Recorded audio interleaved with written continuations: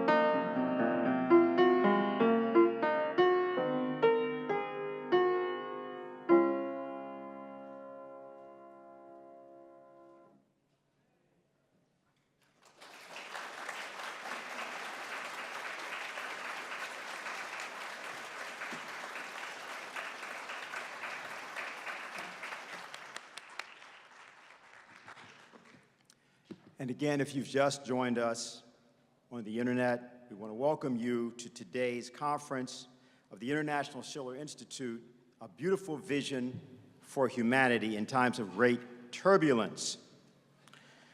This is part of a system of conferences that are intended to catalyze a most intense discussion and reevaluation process among the professional citizens of all nations. This is the first of two conferences, actually, the second of which will be held in Berlin in July.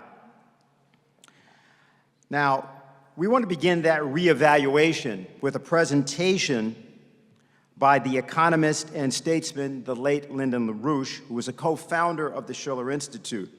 Now, this is Memorial Day weekend in the United States, which is designed to be a day of reflection and a day of remembrance for those that fought and died in the various wars of the United States, that the United States would live and prosper.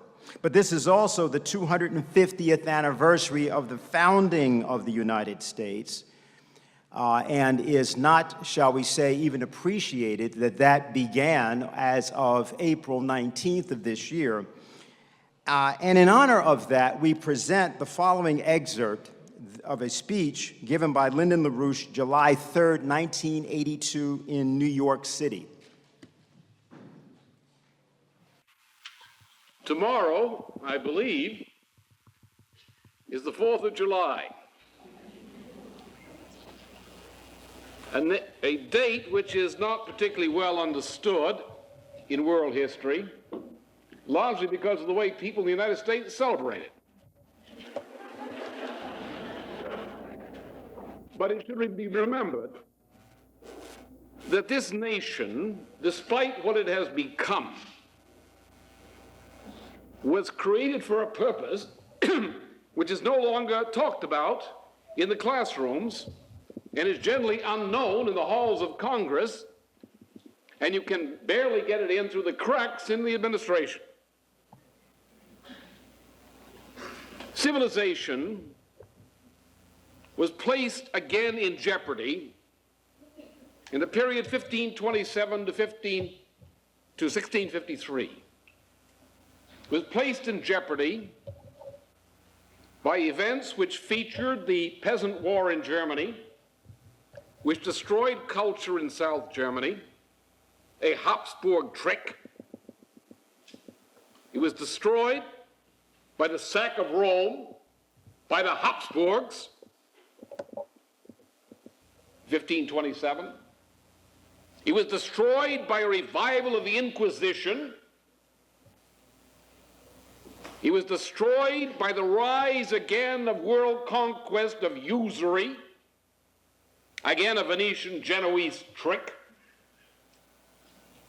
It was destroyed by a Venetian Habsburg trick called the 30 Years' War, which decimated Central Europe and nearly destroyed the civilization which had been launched by the Golden Renaissance of the 15th century. Now, we had a few people that were functioning then. Some of them were centered about Richelieu, Tremblay, Mazarin, and Colbert in France. Another group, politically allied to it, were the forces which later became associated with John Milton. The Commonwealth Party, the Republican Party of England, which founded on this nation's shores the beginnings deliberately of a new republic, recruiting from England and from other parts of Europe the best parishes to create a model republic on these shores, whose purpose was, in the course of its development, to tilt the balance against the forces of Habsburg and the Venetians in the old world. And then one day, in 1766, the leader of a bunch of American conspirators named Benjamin Franklin, who already had an established scientific reputation throughout Europe, went to England, and on the advice of Priestley and others said there's no hope that the American people cannot live under the same government with this bunch of degenerates that the British have become since the 1666 Restoration. That we must plot and conspire to make a new republic which repudiates everything that Britain stands for in law, in morality, in political and economic policy.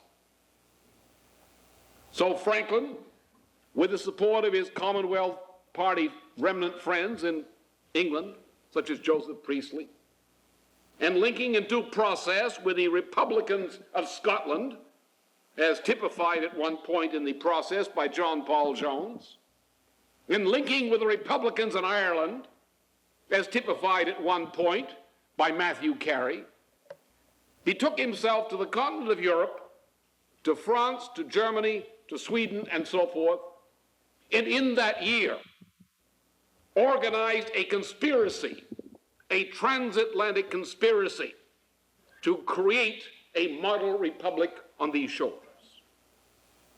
Every force that was viable on the continent of Europe, from Petrograd in Russia, Linnaeus's circles in Sweden, the circles of Göttingen, the heirs of the Campanella in Italy, the political heirs, the heirs of Colbert in France, and the heirs of Gottfried Leibniz throughout Europe, rallied and said, we will create a new republic on American shores. And so that republic was created and formally established on July 4th, 1776. And with French technology, which at that time was the best in the world, with the aid of volunteers from Germany, from France, from Prussia, and elsewhere, and with the creation of a strategic alliance called the League of Armed Neutrality, which was created by the united international force of these republicans, we whipped the British.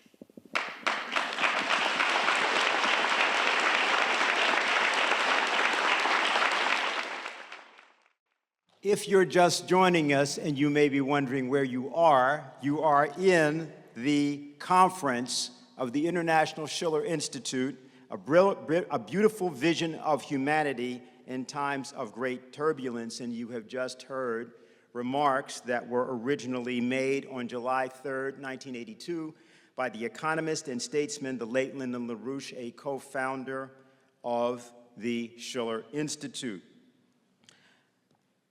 We are committed here today to a process which was begun in 1984 with the founding of the Schiller Institute, to the creation of a new security and development architecture.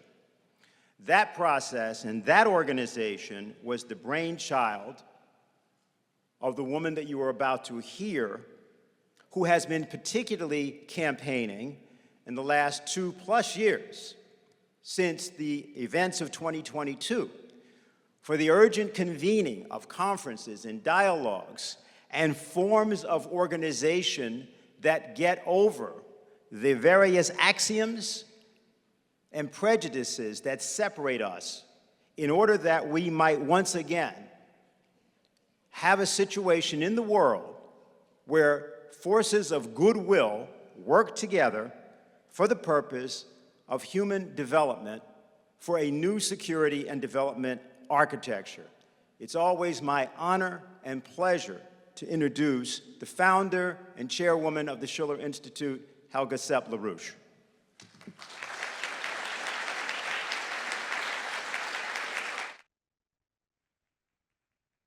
There is no problem human creativity can't solve. Dear ladies and gentlemen, friends of the Schiller Institute, let me greet all of you in person in the conference and online around the world with this optimistic view about the nature of the human species. We are the creative species, the only one known in the universe so far. But the human mind, as the microcosm of the universe at large, the macrocosm, is demonstrably of an anti-entropic nature.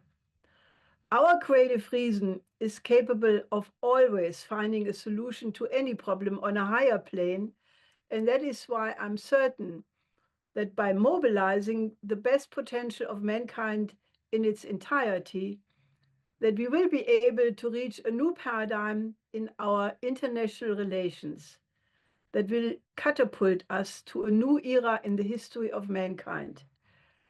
We will be able to create a world community which will be worthy of the dignity of man and the potential beauty of his soul. One has to say absolutely no to any practical approach to politics and start from that vision. It is obviously true that the present world is in a state of almost complete disarray.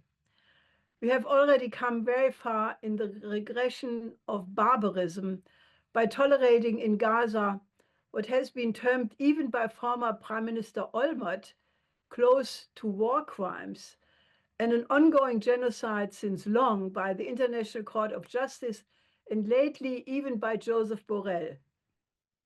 A toleration which has put a horrible stain on all of humanity and which could lead in the short term to an all-out war in Southwest Asia, which could escalate into a global nuclear war. The recent developments around Ukraine, the war there, have revealed an amazing lineup. The two largest nuclear powers, the presidents of the United States and Russia, are attempting to find a peace agreement to end the war, about which every sane person should be happy.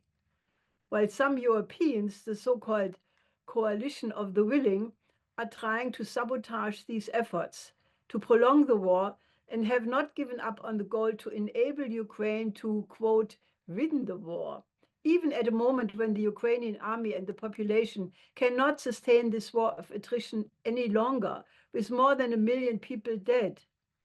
Reliable military experts are warning that the military capabilities of the countries of the coalition of the willing are a far cry from being able to confront Russia without US backing. And the European economies are collapsing as a result of a self-inflicted crisis, exorbitant energy prices and green ideology. Everything that was built up in Germany out of the rubble fields from the end of the Second World War is now being dismantled. Journalists and analysts around the world are asking with disbelief, what is going on with Germany and Europe in general? Why are they ruining themselves? They let their Nord Stream pipelines be blown up. They impose sanctions on Russia, which is making the Russian economy grow and ruining their own economy. Germany closes its nuclear plants without having alternative energy sources, and only 80 years after World War II, Germany is militarizing its economy again with a form of credit creation which echoes the MEFO bills of Hjalmar Schacht, just to put the German army close to the Russian border and to send German tanks against Russia again? 20, 30 years ago, Europe was seen as the best model in the world, with a top ratio of scientific and technological innovation and a resulting competitive economy, a high quality of life, high social standards, safe living conditions. And now, Europe is about to be completely sidelined. They can't repair their infrastructure. The trains are never on time. They let their hidden champions, the middle-level industries, go bankrupt or invest abroad. Their social system is cut to pieces. There is no easy answer because it is a layered, multifaceted problem with many levels of what can be rightly called brainwashing or nudging, as it is called nowadays. One set of layers starts with the geopolitical maneuvers, just as what was rightly termed the historic chance of German unification was sabotaged through the geopolitical maneuvers of the neocons in the Anglosphere, who from the beginning had no intention of making good on the promises given to Gorbachev and the Soviet leadership at the end of the Cold War. Namely, that NATO would not move 1 inch to the east if Germany was allowed to unify and even join NATO. The neocons were exuberant in their triumphalism that they had, quote, won the Cold War, arrogantly ignoring the warnings of Pope John Paul II, who said that the structures of sin existed equally in the East and the West, and that one only had to look at the underdevelopment of the so-called Third World as a result of the continuation of neocolonialism to find the proof that the structures of sin also existed in the West. But they proceeded with the Wolfowitz doctrine, the outline for the unipolar world, and imagined that this would be the end of history, probably the shortest lived 1,000-year fantasy ever. I warned at the time that if the financial powers used the bankruptcy of the Comic-Con to completely superimpose the equally bankrupt neoliberal system in the world, that while they may postpone a collapse, it surely would arrive with a vengeance on a much larger scale than even the collapse of the Soviet Union. There are dozens and dozens of documents recently released in US, German, British, and French archives and libraries about the countless security insurances against an eastward expansion of NATO given to Gorbachev and Shevardnadze by Baker, Bush Sr., Genscher, Kohl, Gates, Mitterrand, Thatcher, Hurd, Major, and Werner. They also reveal that a membership in NATO for the Central and Eastern European states was rejected by many leading politicians.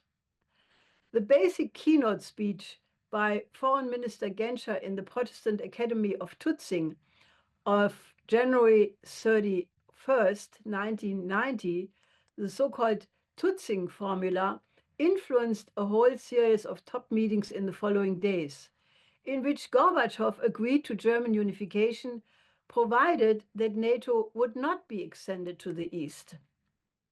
Genscher stated, "We don't want unity at the expense of third parties. It is up to NATO to declare unmistakably, whatever happens in the Warsaw Pact, an extension of NATO territory to the east that is closer to the borders of the Soviet Union will not happen." This speech has disappeared from the internet and can only be found if you really look in the internet with a research function which is not easily accessible. In a memorandum of February 9th about the discussion between US Secretary of State James Baker and Eduard Shevardnadze, Baker is quoted clearly, "There would, of course, have to be an ironclad guarantee that NATO's jurisdiction or forces would not move eastward." The chances to establish a new international peace order, or a common European house, as Gorbachev called it, for which LaRouche had proposed the economic basis, first with the program called the Productive Triangle, Paris, Berlin, Vienna, and then after the disintegration of the Soviet Union, the Eurasian land bridge. These chances were missed. This was the original sin of the post-Cold War order, and George Kennan, more than any other, the father of the containment policy, criticized the eastward expansion of NATO sharply in an interview with the New York Times on February 5th, 1997, calling it a tragic mistake for which there is no reason for whatsoever. If one considers the fact that at the moment, and it was only 45 years after World War II, in which the Soviet Union had lost 27 million citizens in a war against the National Socialists. Please show the video.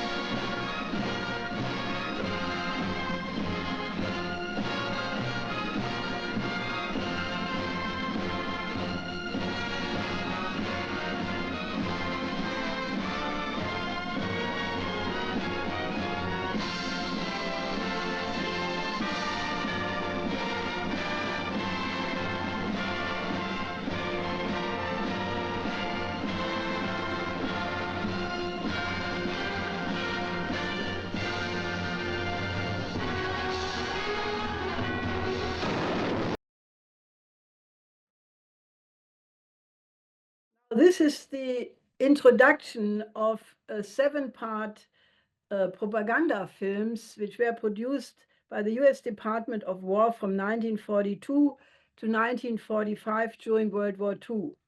It was originally written for American soldiers to help them understand why the United States was involved in the war, but US President Roosevelt ordered the distribution for public viewing. And I would urge you to watch the entire, without any doubt, shows the appreciation of the United States for the vast superior contribution of the Soviet army in defeating and fighting against the National Socialists. And I think it's necessary to remind people of that, given the revisionist efforts to try to rewrite the history of the Second World War and many things beyond that. Now, the Russians demonstrated, in light of these incredible losses of World War II, an enormous generosity in allowing German unification, and even agreeing that the unified Germany would be part of NATO. In light of all of these promises, the breach in trust was felt all the deeper.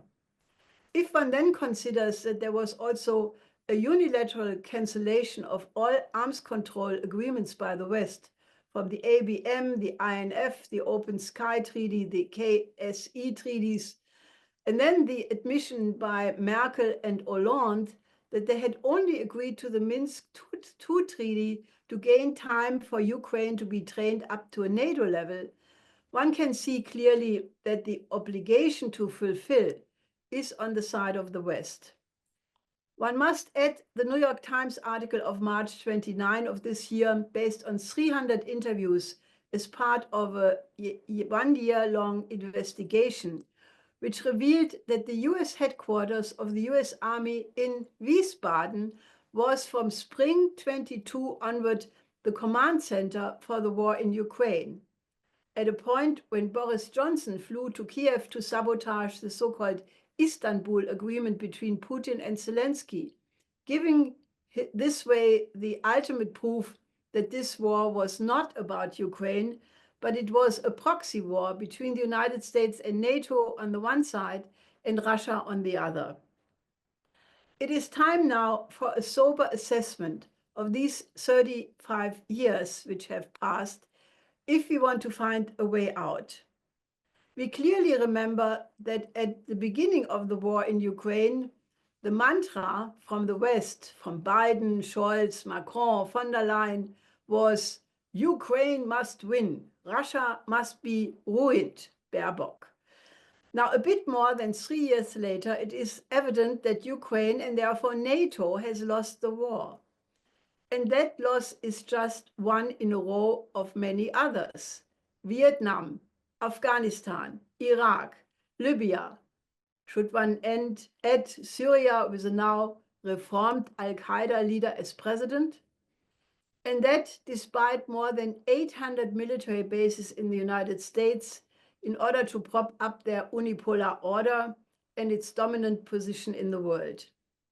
President Trump won the election a second time because he promised to end these wars and not to start new ones.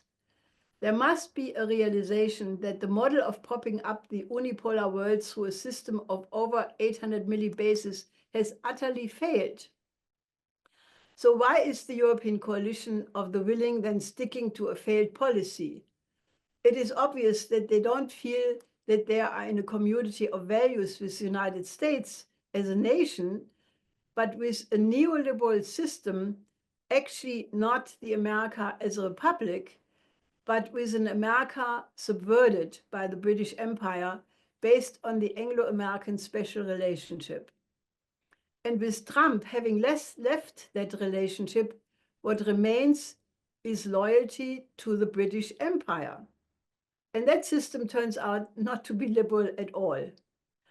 When Vice President J.D. Vance blamed the Europeans at the Munich Security Conference of having a degenerated sense of democracy, and that in the EU, many notions were used that reminded him of the Soviet Union, such as disinformation to discredit alternative opinions, the outcry was deafening. But the case of Romania demonstrates that the EU lets countries vote as often as it is necessary to get the desired result. There are more and more laws in the EU and on national levels that criminalize so-called disinformation, which has led many people to believe that in Europe as well, a deep state is active, which goes after any opinion deviating from the official NATO narrative. The recent case of depriving two German journalists, Thomas Röper and Alina Lipp, who are working in Russia, de facto of their citizenship, has been compared to the Edict of Worms of 1521 and the proscription of Martin Luther, who was equally deprived of all rights of citizenship. Libraries in Germany now categorize books with a marker showing what the philosophical and political outlook of the author is, as if the library users were too stupid to judge it for themselves, indicating to them what is politically correct. And most worrisome of all is the bellicose, Russophobic outlook of the new Chancellor Friedrich Merz and his efforts to completely militarize the German economy, which has already evoked the old fear of German militarism among European neighbors. But there is also a completely different reality of the countries of the global south, who by far are now the global majority of mankind. Not only have they refused to accept the NATO narrative about the reasons for the Ukraine war, but they are inspired by the largest economic miracle in history, the one China has accomplished in the last 40 years, lifting 850 million people of its own citizens out of poverty and providing with the Belt and Road Initiative a transmission belt to bring the accomplishments of China to the countries of Africa, Asia, and Latin America. According to the Critical Technology Tracker, the Australian Strategic Policy Institute, ESPI, China is now leading in 57 of 64 advanced technologies. There are literally hundreds of Chinese cities with several million inhabitants each, with enormous modern construction connected through a system of more than 42,000 kilometer fast train connections, figure of 24. A system larger than that of all other countries combined. And these trains are on time. It would require a whole presentation in itself to do justice to the breathtaking success of the Chinese model of economy. If the US and EU declare China to be a systemic rival, the collective West has lost that race already.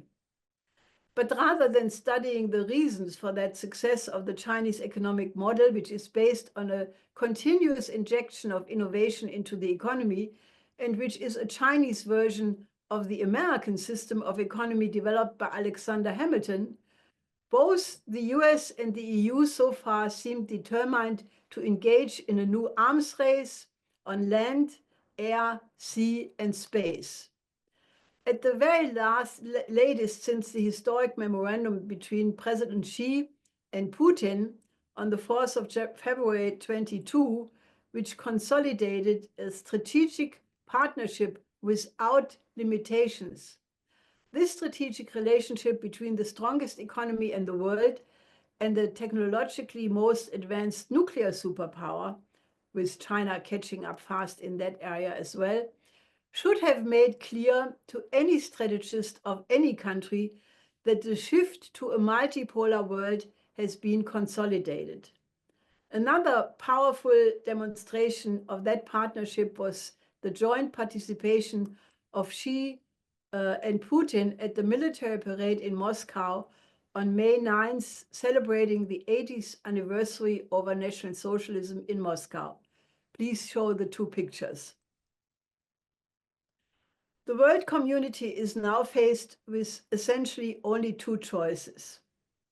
Either we continue with geopolitical confrontation, risking a nuclear war globally in the end, which would end civilization, or we can mobilize the wisdom of the conveners of the Peace of Westphalia, who recognized that after 150 years of religious war in Europe, that there would be no winner, since a continuation of the war would leave everybody dead.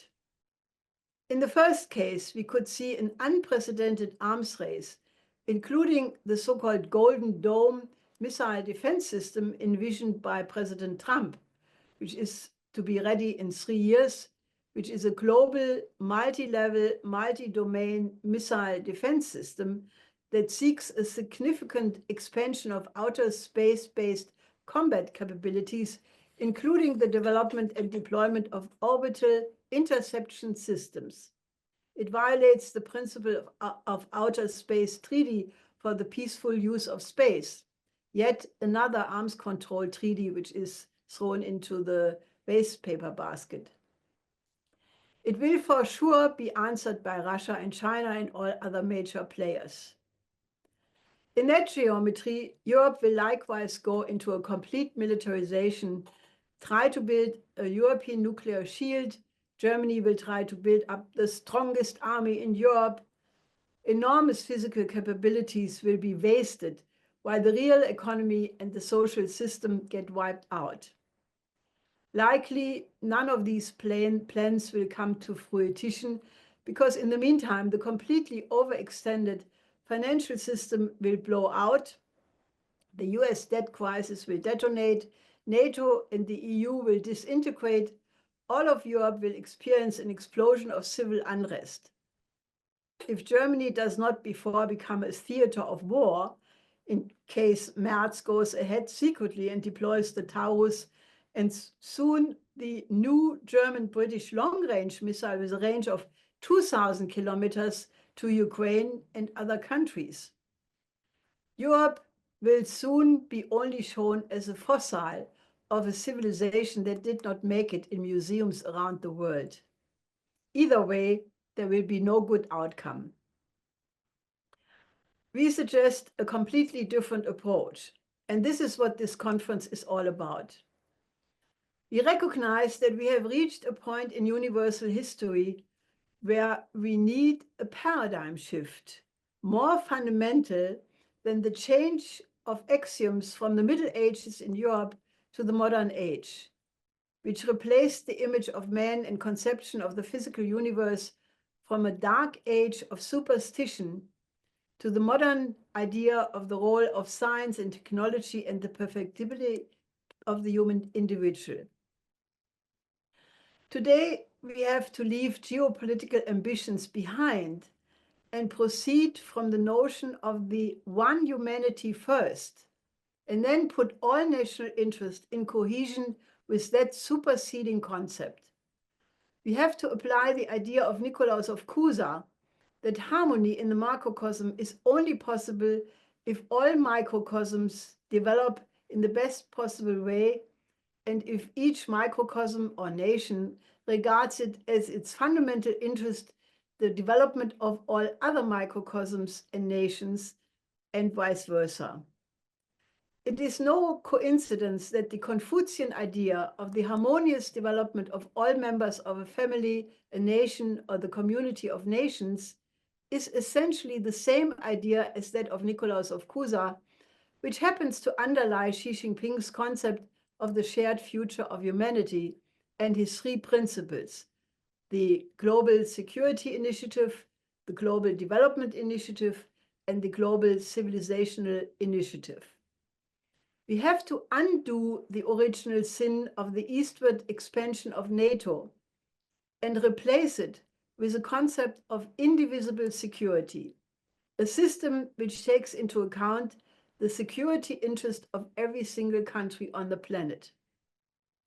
Let us mobilize, therefore, and issue a passionate appeal for the peaceful transformation to a new epoch in human history, where we look at our human species from the vantage point of 100 years from now, when we will have stopped being a bunch of squabbling toddlers kicking each other in the shin bone, when we will be grown up as humanity where thermonuclear fusion energy will be commercially available to all nations, so no more wars over energy resources.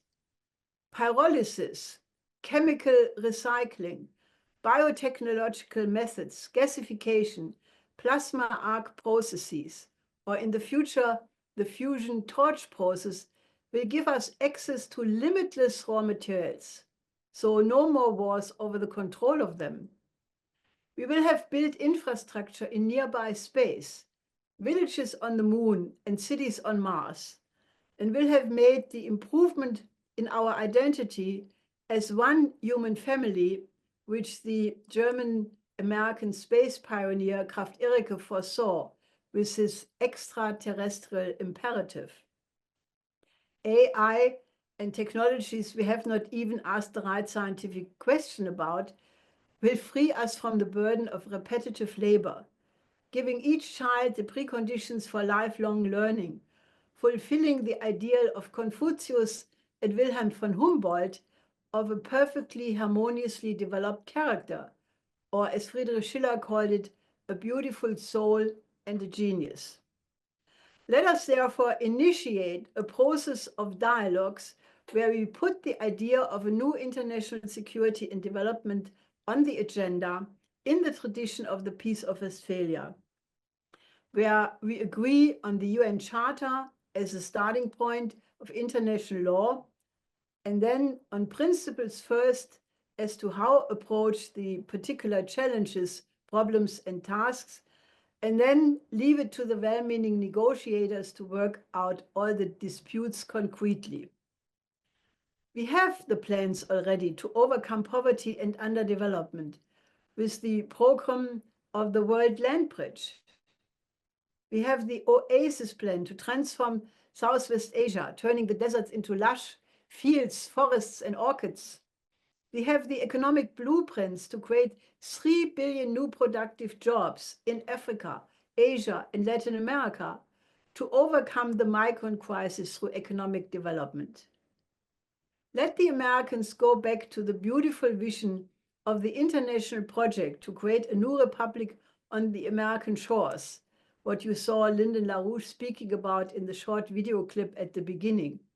A project, the first of that kind, to establish a republic devoted to the common good, not only of the present, but of all future generations, as it is stated in the preamble of the Constitution. A republic which was the absolute countermodel to all forms of oligarchy, imperialism, and tyranny, and which fought the first anti-colonial war against the British Empire to accomplish that. Let America turn to the foreign policy approach of John Quincy Adams from 1821 and turn America into a champion of liberty again and not engage in foreign wars to promote democracy abroad. John Quincy Adams said, "America does not go abroad in search of monsters to destroy. She is the well-wisher to the freedom and independence of all. She is the champion and vindicator only of her own." Let the Europeans renounce all forms of neocolonialism and arrogance that treats the rest of the world as a jungle. Let us revive the lofty outlook of the great Renaissances and classical periods in which the noble character of man was celebrated in philosophy, poetry, painting, sculpture, and musical compositions, which enriched universal history forever. Let's replace geopolitical confrontation with cooperation, especially with the countries of the global majority, and all problems can be solved easily. We must immediately take very concrete steps in the UN General Assembly, the BRICS, or any other suitable forum to put the new international security and development architecture on the table and agree to projects which coincide with the common aims of mankind. All we need to accomplish that is to become truly human ourselves and call forth an almost tender love for humanity.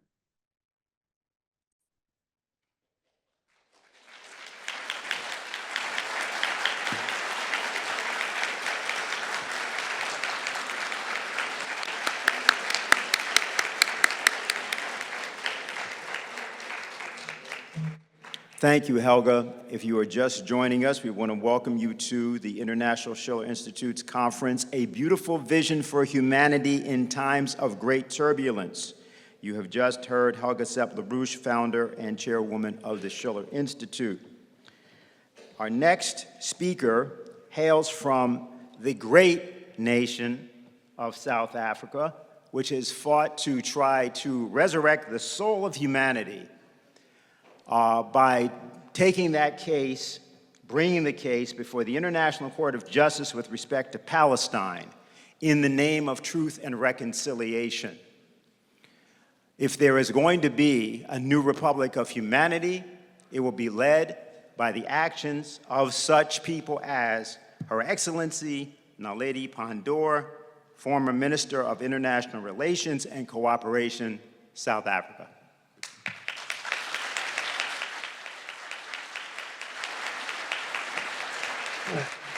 Thank you very much, Dr. Speed, and thank you to Dr. Helga Zepp-LaRouche for that excellent exposition.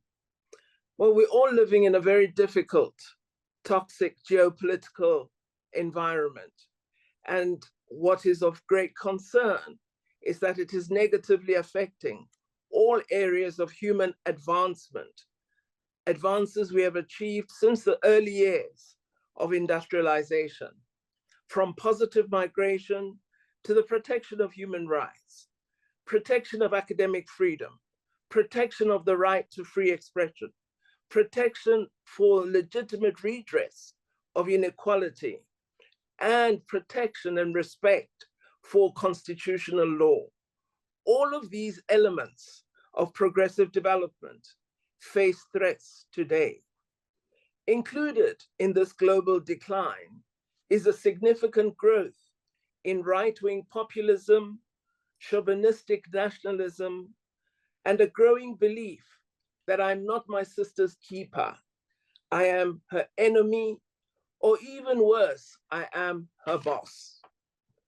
These reversals threaten our 4 decades of broadly peaceful coexistence and require all progressive organizations to work together on a well-constructed strategy to restore multipolarity and a focus on our real global challenges, which are poverty, underdevelopment, oppression, insecurity, climate degradation, and the growing arms race that threatens world peace.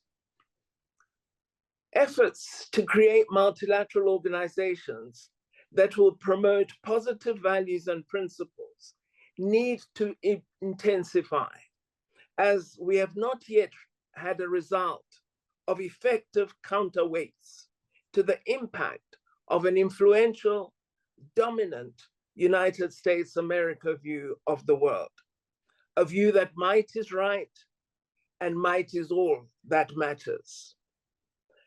The recent emergence of BRICS, the growing economic progress of member states of the ASEAN Association, the role of the Islamic Organizations Conference and of the African Union, all need to be harnessed and directed toward framing a plan and strategy that will assert multilateralism and development as key global objectives, and that will openly act to secure freedom for Palestine, security for Israel, peace for Ukraine, peace for Russia, and development for Africa, and efforts that will end the external malign activities that we see in resource-rich African countries. I call for this united collaboration because I am aware that there are many efforts globally to counter the negative developments that are part of the toxic global environment. However, due to the dissipated nature of the efforts at resistance and response, we are not achieving the outcomes we desire. It is tragic that we've allowed over 18 months of slaughter of the people of Palestine and that as we watch today, thousands face starvation, and we may very well have, in a few years, some of our organizations mopping up the skeletons of Palestinians who starved due to our inability to act cohesively and decisively. I believe the likelihood of a new world order depends on our open acknowledgement as UN member states that the world is today at a precipice, and that determined, robust action is required to restore sanity and open the space for action that will contribute to a safer world. This action for a new global order appears increasingly impossible, given the significant global leader role the world has attached to the United States of America. In a sense, the king we have crowned is the one causing the problematique we face today, and we need to act to reverse that. Meetings such as this one and many other conferences should be more steadfast and focused on setting out the value of positive global principles such as integrity, cooperation, democracy, equity, freedom, and inclusion. Ordinary citizens must be alerted to the danger of losing individual civil liberties and of the destruction of institutions that promote and support democracy, such as our judiciaries, as well as our legislatures. These are being rendered impotent by the actions we see from leaders today.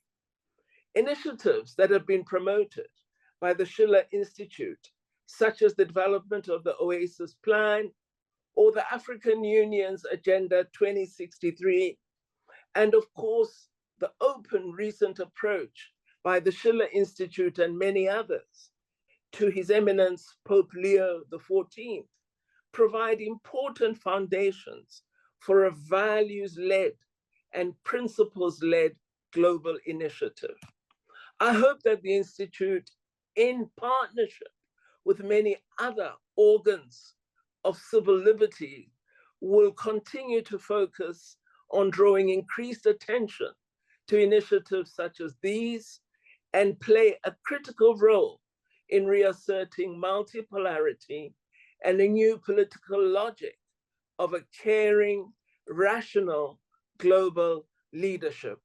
As has been said before, what we require today is an adult in the room, and we are sorely missing that quality.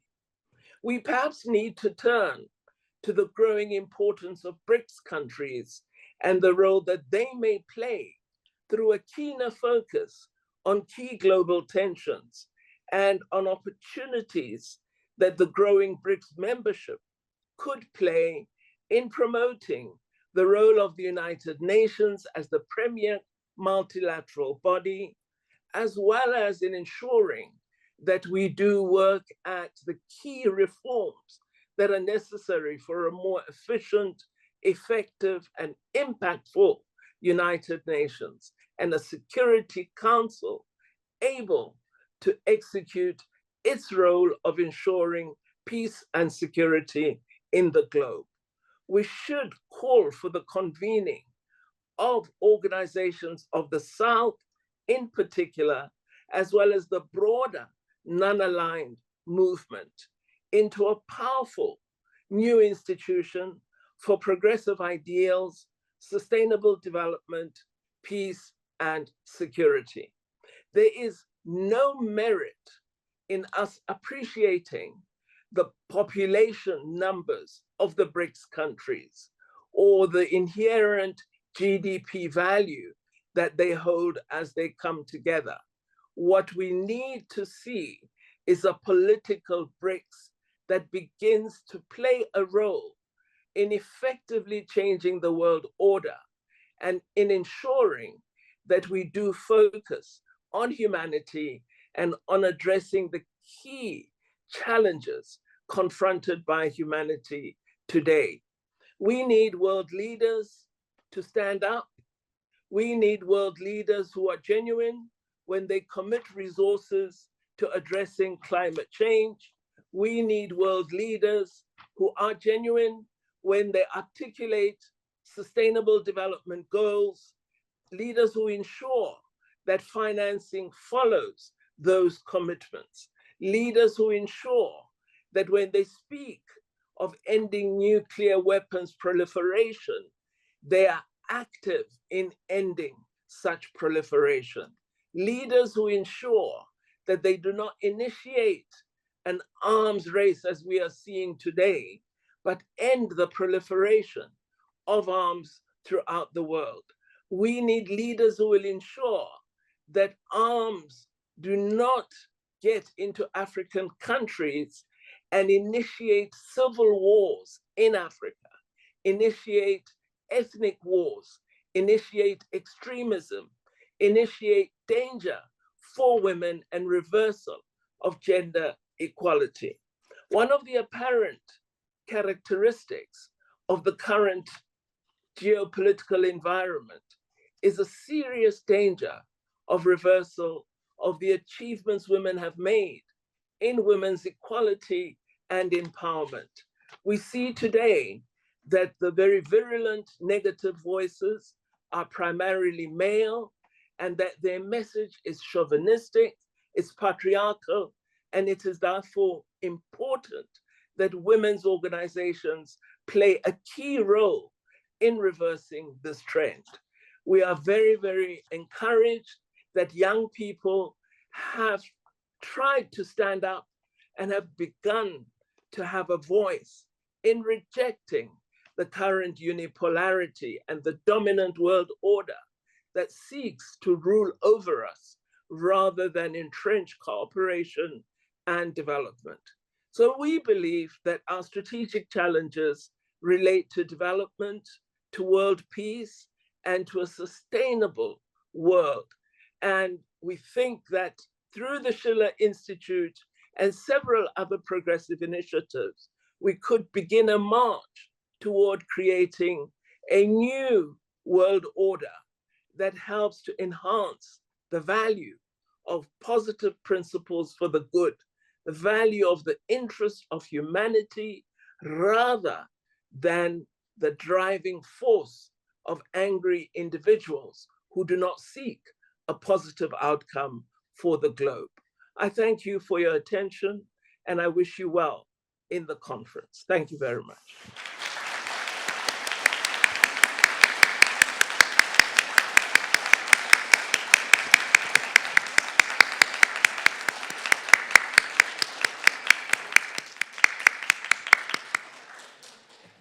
That was Her Excellency Naledi Pandor of South Africa, former Minister of International Relations and Cooperation.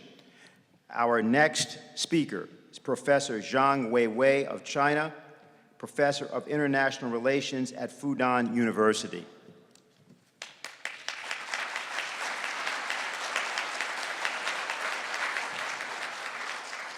Thank you, and thank you, Madame LaRouche, for this kind invitation to speak at this important forum. And hello, everyone. Greetings from Shanghai and from China. And I will first make a general observation on the shifting global order. And then I will try to briefly present three what I call case studies to illustrate some positive things from Asia, from China, to reshape the global order. First, concerning this shift from unipolarity to multipolarity. To my mind, this world of multipolarity is already there. If you look at the total GDP of BRIC members vis-a-vis the G7 members, the BRICS are already bigger than G7. So this is already there. But the point is this multipolar world order is still to come. So we all should contribute our bit to create this kind of new order, more just, more democratic, more pro-development, more peaceful, more cooperative order. And that's not easy, but we should try hard. In this regard, I'm thinking of the role of China, Russia, and the United States. If you look at Russia, for instance, its very military operation in Ukraine is very controversial. Yet its declared objective to undermine or overthrow the unipolar world order is widely understood and even supported by many countries, especially in global south. So I call Russia as a revolutionary. China's role is, I would call, a reformer, in the sense that we think that order well, we can make use of it for its good part, while at the same time, we try to, minimize its possible defects. So China is a reformer. But China and Russia are common in one objective. We want to create new world order. And we are looking forward, or we are forward-looking. United States, during the time of Joe Biden, it was the representative of this unipolarity. It defended that unipolarity. Yet with Donald Trump in power, obviously, he feels that this disorder creates too much burden for the United States and hollowing out the US economy and deindustrialization. So United States, if China was a reformer, Russia was revolutionary, United States today is also, I would call, abandoner of that order. But the difference between United States and China and Russia is that it's looking backward. Donald Trump looked to the 19th century, commercialism, and then to the old Yalta system, big power, divide and rule, and the global affairs. This is something we should try to resist. So this is my overall observation on the shift from unipolarity to multipolarity, from old unipolar order to a multipolar, better international order. Now, I try to, at this time of great turbulence, tell you some good news from Asia and from China for this possible new world order. I will say three cases for your reference. The first is about Asia versus Europe. I remember, I think back in the year 2022 and 2023, Munich Security Conference issued a report describing the world as lose-lose. In all fairness, we should say it's a lose-lose for Europe, in part because of the role played by the United States, by the EU, which unfortunately lost its independence. But in Asia, particularly in China and ASEAN, I call this region, which is obviously win-win for the past 4 decades at least. And this win-win could provide a kind of model, so to speak, for the rest of the world and for EU and the United States. Because this win-win success rests on 3 pillars.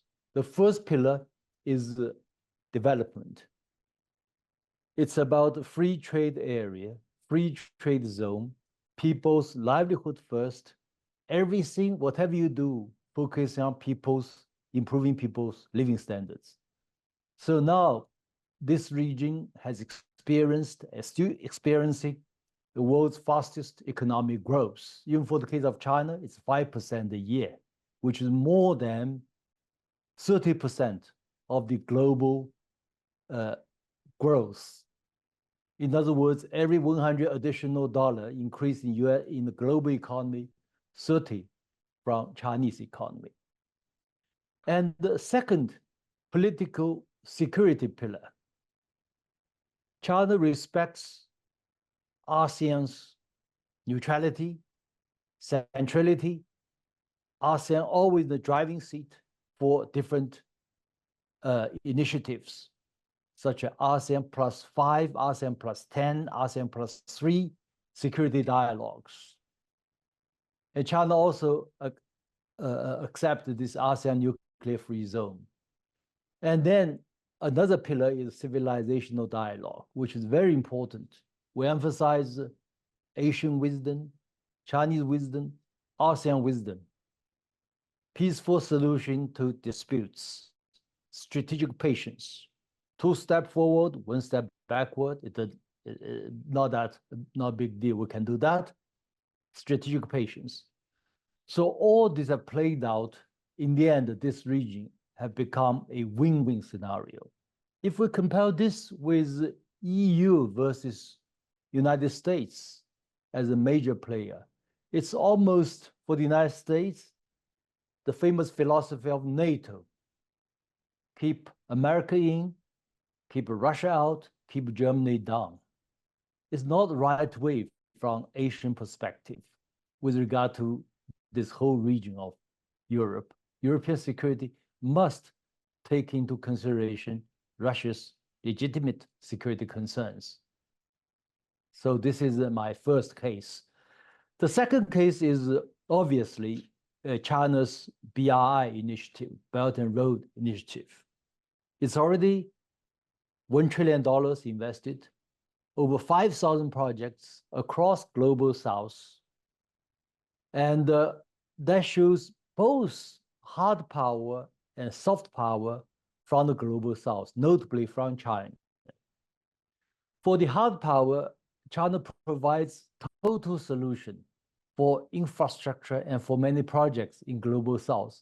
For instance, we create really from zero to complete petrochemical industry for quite a few countries like Sudan, Southern Sudan, Kazakhstan, etc. within 3 years, from oil drilling, refinery to petrochemical industries.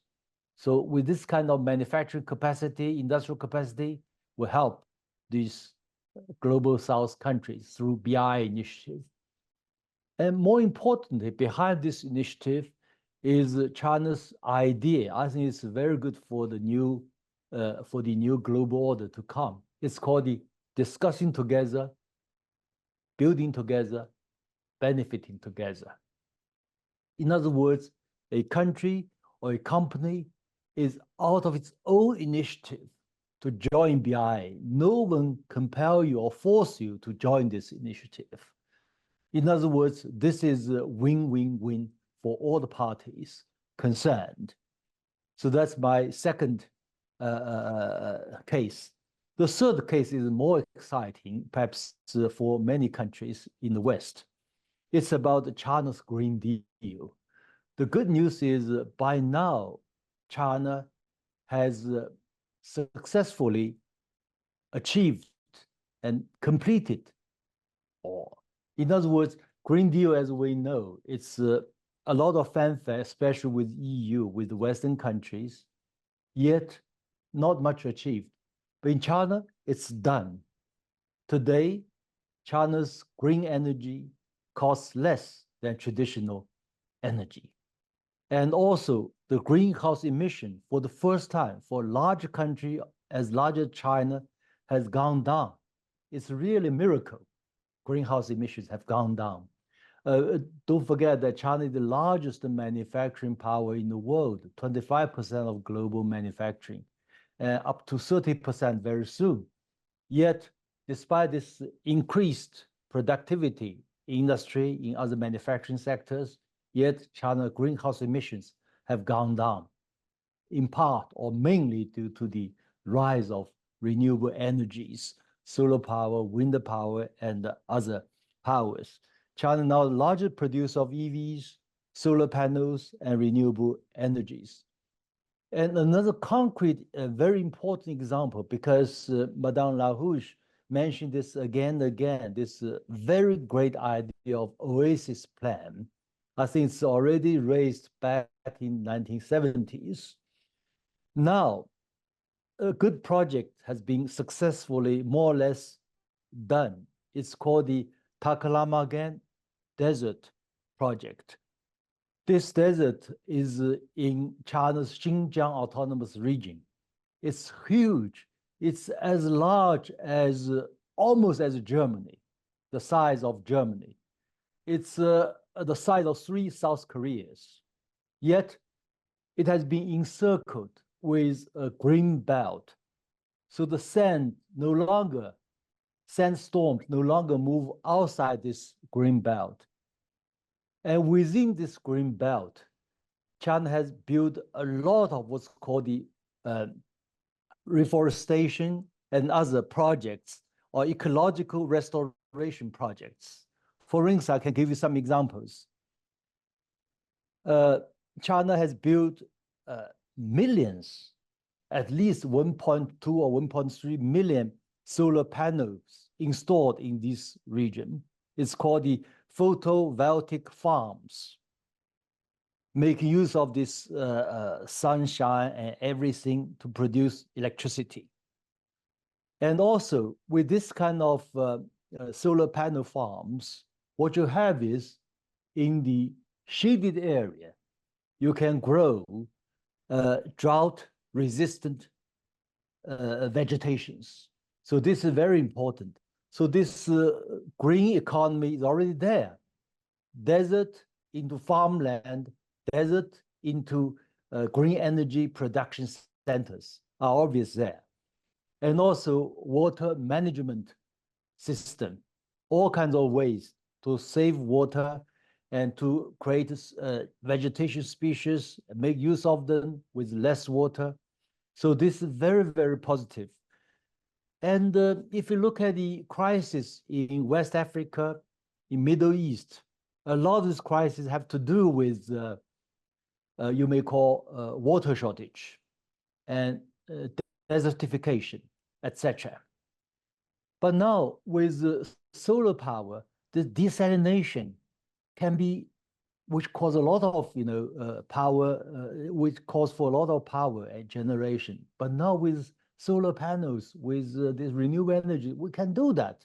We have the technologies, we have the technical know-how. So I think if we can, achieve peace and development in that region, West Africa and Middle East, which I know very, very difficult. But if we can one day, hopefully earlier, to restore some kind of peace and common object for development, China will at least we have the technical know-how, we have the political will, we have different good practices and technologies to put this this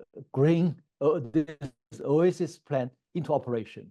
Of course, the precondition, we have all worked very hard to restore peace in that particular region, especially in the Middle East and in West Africa, now Middle East in particular. So this is my brief presentation. I hope to end up my speech with this slightly more positive note for everyone. And thank you very much. Thank you.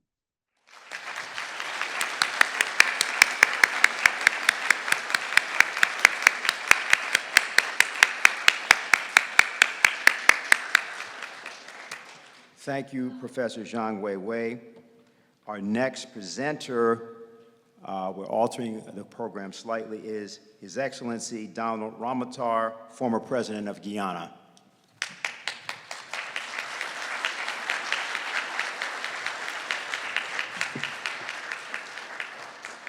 Thank you, Mr. Moderator. Allow me to thank the Schiller Institute for organizing this conference, a conference that I believe is long overdue and something that we should be having much more often. Friends all, we are meeting at a time when our world is experiencing great convulsions with hundreds of thousands of persons, mainly civilians, having been and are being killed. The situation with Russia-Ukraine has been going on for more than 3 years. This conflict was totally avoidable if Russia's legitimate security concerns were taken into consideration. However, the whole intention was to force Russia into a war with the hope of destroying that state. Recall President Biden's words that he will make Russian ruble rubble. And the whole idea was to destroy it not only militarily, but economically as well. And that was reflected in the amount of sanctions that was placed.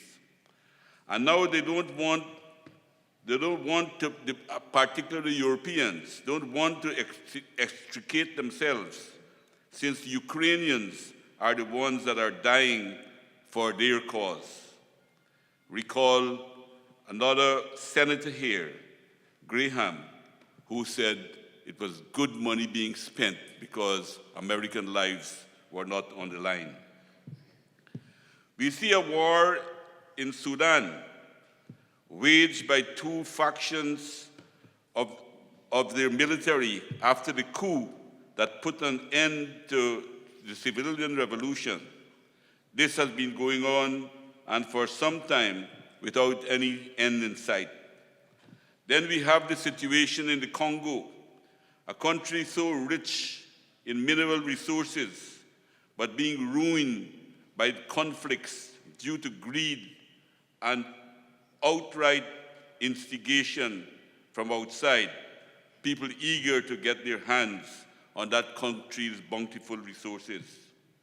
However, colleagues, nothing has exposed the inhumanity of the international socio-economic system that dominates our world, as the genocide in Gaza and on the West Bank of the Jordan of the Palestinian people. The slaughter of so many innocent civilians, children, women, and elderly. In short, no one is being spared in that unfortunate country. This carnage is being carried out by an apartheid fascist regime in Israel.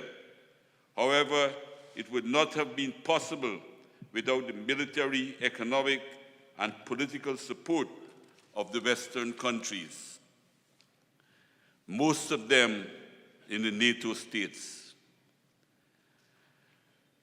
At the root of the crisis in our world is the desperate attempt of the main imperialist states, all included in NATO, to continue their dominance over the rest of the world's peoples, to perpetuate their exploitation and national oppression of our world.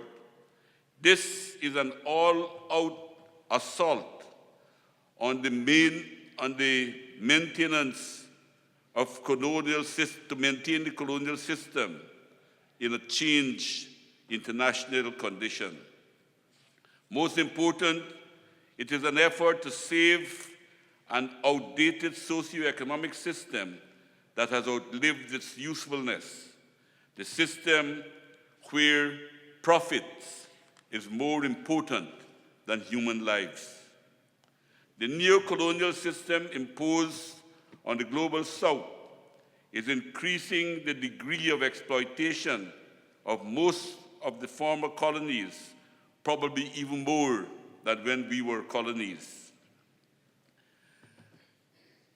This is accomplished because the inequality that exists has never been so great as it is today. The Oxfam report found that between 2020 and 2023, the wealth of the 5 billionaires, the richest billionaires, rose from 340 billion to 860 billion, while the wealth of almost 5 billion people have stagnated or even decline in many ways. This is accomplished, the exploitation of the third world and global south is accomplished by the unequal international relations under which we operate. Institutions such as the World Bank, the IMF, the World Trade Organization, among others, are fully under the control of the NATO states. Even the United Nations is made impotent, as we have seen in its stance in relation to Russia, Ukraine, where they recognize Kosovo, but they don't recognize the Crimea situation there. Although what happened in the Crimea was far more democratic than what happened in Kosovo. But it is the undermining of these institutions and nations made, and what is also happening in the Middle East. We see how impotent they are. Even the UN are not recognizing many of the problems that are occurring there. Just as in the colonial past, the global south is a net provider of resources, financial and raw materials to the global north. The system keeps our countries in perpetual debt and in poverty. At the end of 2023, low and middle income countries had a debt of US $8.8 trillion. That represents an increase of some $206 billion from the previous year. In the same year, developing countries paid a whooping $1.4 trillion to service those debts.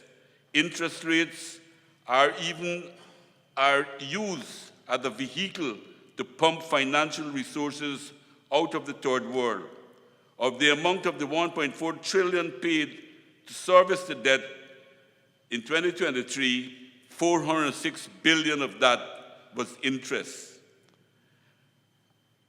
Transnational corporations that goes into the third world go with the full political power and backing of the host countries. The state in developed countries are used by the transnational groups to extract conditions which benefit the global north. Thus, they get tax exemptions and other favorable, so-called favorable conditions. The developing countries continue to be the providers of raw materials and an importer of finished products. While the price of raw materials that are extracted from the third world goes down, the price for manufactured goods that are imported in those countries continue to increase. And it takes more and more products from the third world, raw materials, to buy the products from the developed north. A relatively new form of exploitation is the provision of managerial services and other consultancies. Transnational corporations use this method to extract maximum from our states. When poor countries resist, political pressures are applied and even regime change is put on the agenda. History has shown that imperialism is never reluctant to use military force to achieve their political, economic objectives in the third world.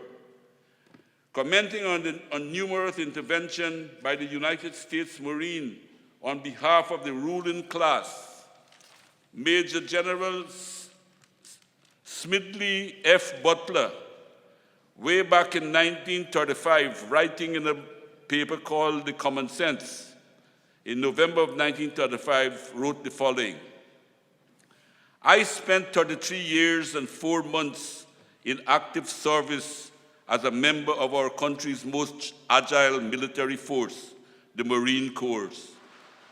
I served in all the commissioned ranks from a second lieutenant to a major general.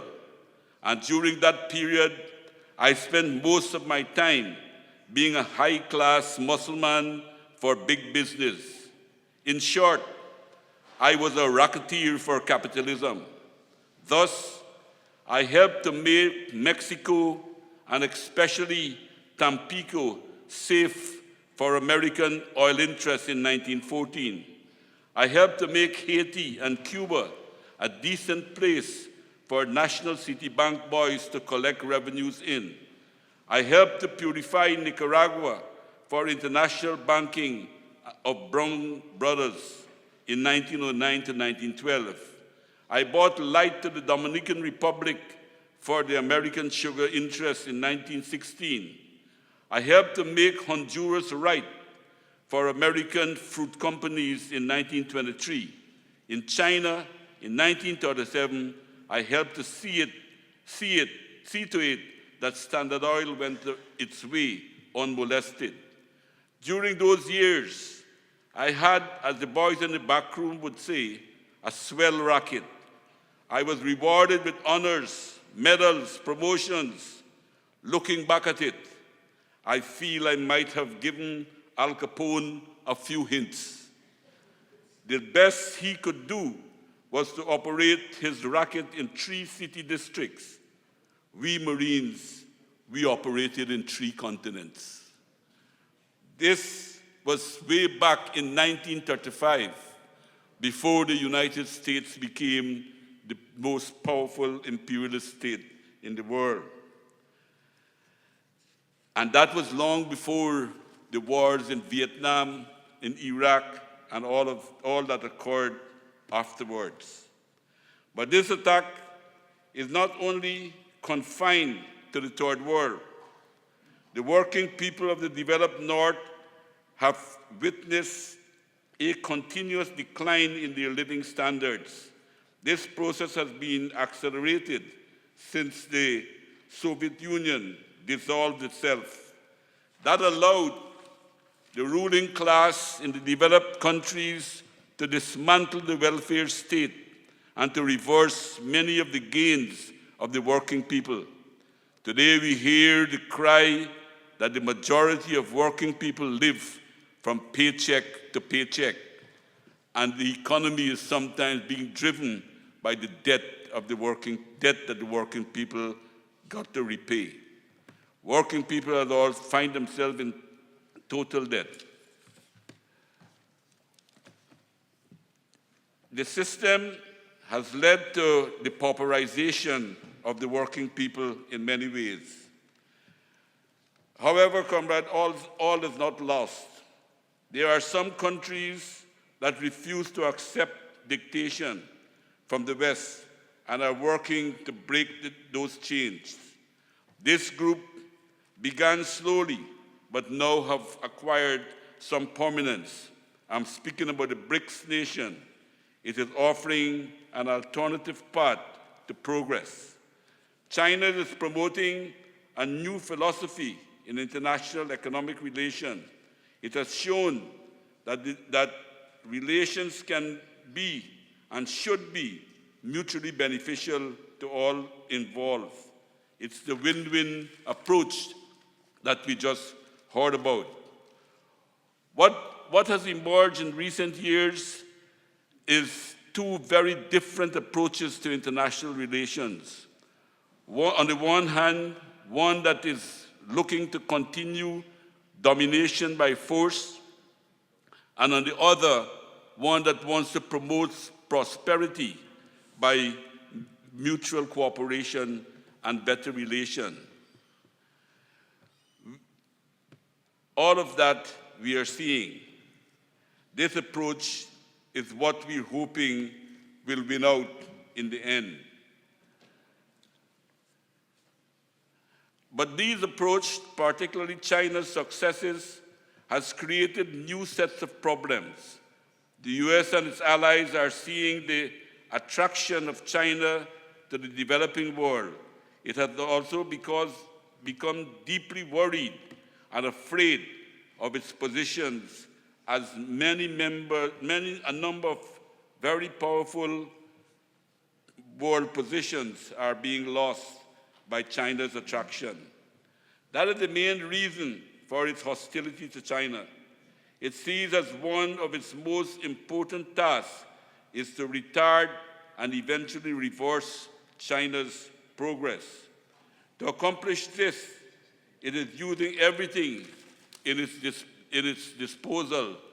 The mainstream media launches attack, speaking about a debt trap. But when you examine the debt that the Third World has to China, it's a mere fraction of what it has for the Western world. Dear colleagues, I would like to suggest to you some of the areas that we should focus on and build activities around.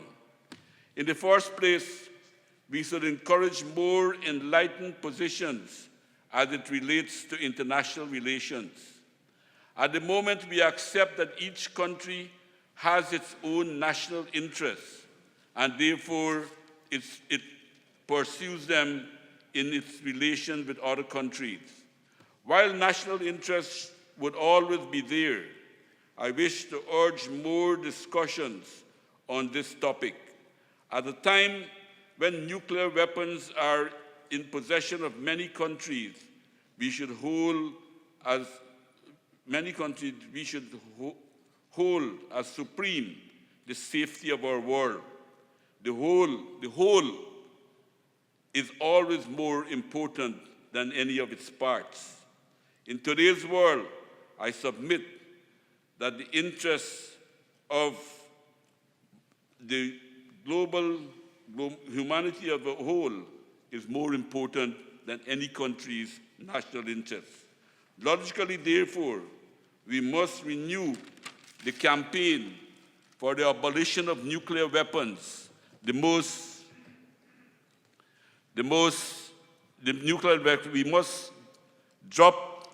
continue that campaign as a first step towards disarmament.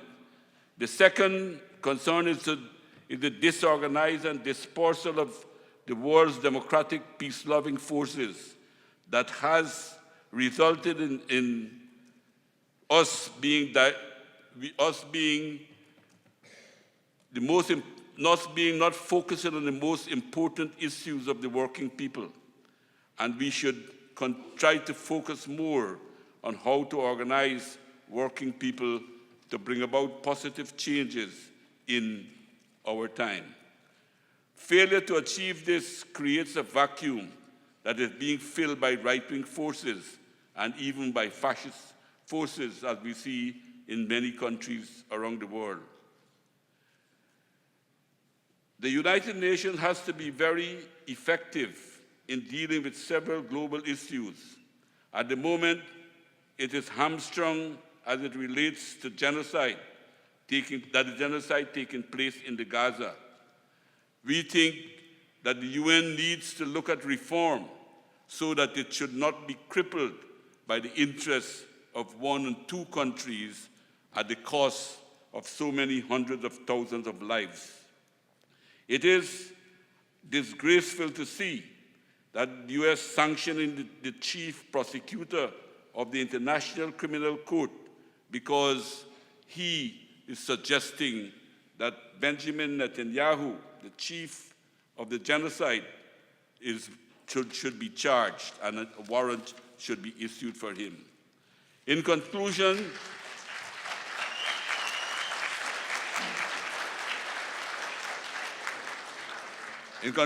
let me say that we are not only living in dangerous times, but in a time pregnant with possibilities for real change to uplift humanity. Let us be the midwives for positive change in our world. Thank you for your attention.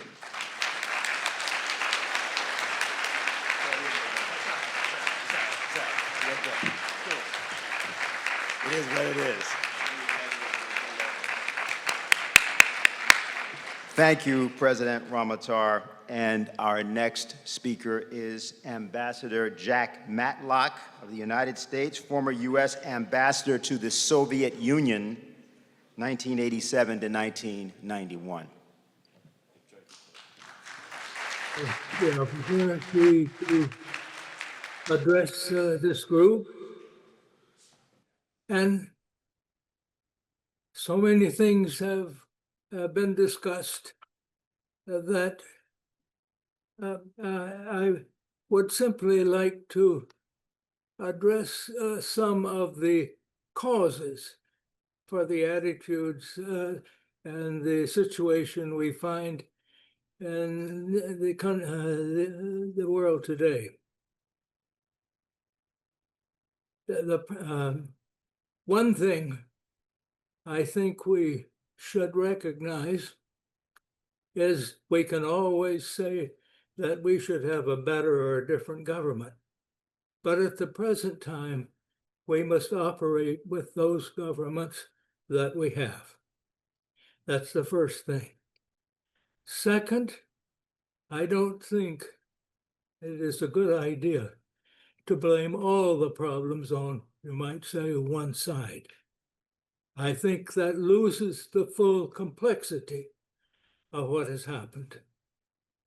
Now, what I would like to address is my own experience in ending the Cold War and to indicate some of the mistakes that I thought have made since then.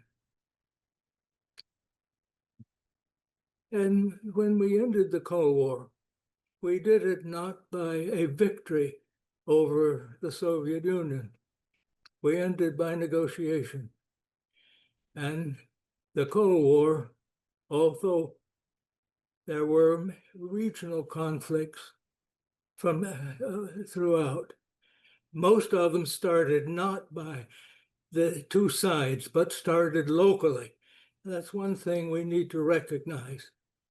Much of the conflict has arisen from local circumstances. It has been exacerbated by the interference of others. But let's not forget that it was not the United States or the Soviet Union or China that created these problems to begin with, those during the Cold War. But the problem is that our people tended to look at the end of the Cold War and the breakup of the Soviet Union as the same thing. It was not. The Cold War ended well before the breakup of the Soviet Union, and the Soviet Union broke up not because of external pressure, but because of internal problems. Now, I think that when NATO was formed, it was formed in order to protect Europe from what was considered to be the possibility of military interference from the Soviet Union dominated Eastern Europe. And let's make no mistake, the Soviet Union did dominate Eastern Europe and forced upon them very undemocratic regimes that theoretically were socialist, but in fact were not. And this is one of the problems we have when we simply speak in these general terms. Socialism is good, capitalism is bad, or something like that. None of us have a system which is, you might say, pure one or the other. Politics is much more complicated and advanced. So what should we have done when the Soviet Union broke up?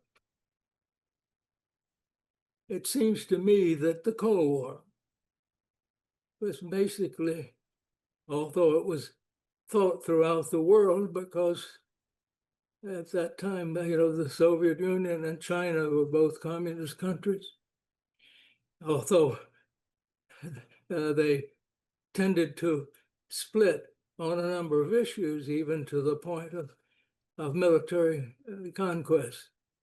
So one idea that we had then was that the Soviet Union thought that it was its duty to defend the system, what they call socialism. Actually, they only respected countries that they dominated, and it really wasn't a case of socialism whatsoever. But I think what happened at the end of the Cold War was that instead of the United States leading European countries to bury their differences of the past, just as we had done after World War II, when we insisted that France and Germany bury the hatchet and start cooperating. And that was a condition for our support in Europe. But instead, by the end of the 1990s, the United States was at the instigation of Eastern Europe, and not beginning in the United States, began to expand NATO. Now, I think it should be understood this was not basically a case of the United States trying to dominate the world. Yes, we thought we had a role there, but that was a response to requests from Eastern Europe, who felt that since they had been dominated by Russia in the past, they might have a problem in the future. The problem with that was that when we started expanding NATO, what had been a defensive alliance suddenly became a potential offensive alliance. A second point I want to make is that it was not so much the expansion of NATO and the protection of Article 5, which, by the way, does not say that the United States will go to war to protect another country. What it says is, if there is an attack on a member, we will consider it an attack on all, and we'll consider how we deal with it. Could be dealt with in ways other than by going to war. But that's much misunderstood. What was really sensitive was putting foreign military bases in these countries. And that began with bases in Romania and Poland. These were missiles that were supposedly be defensive, but there were systems that could easily be converted to offensive. Then at the same time, so Russia was left out of the security structure in Europe, even though Russia, the leader of Russia, had been the person who was most responsible for breaking up the Soviet Union.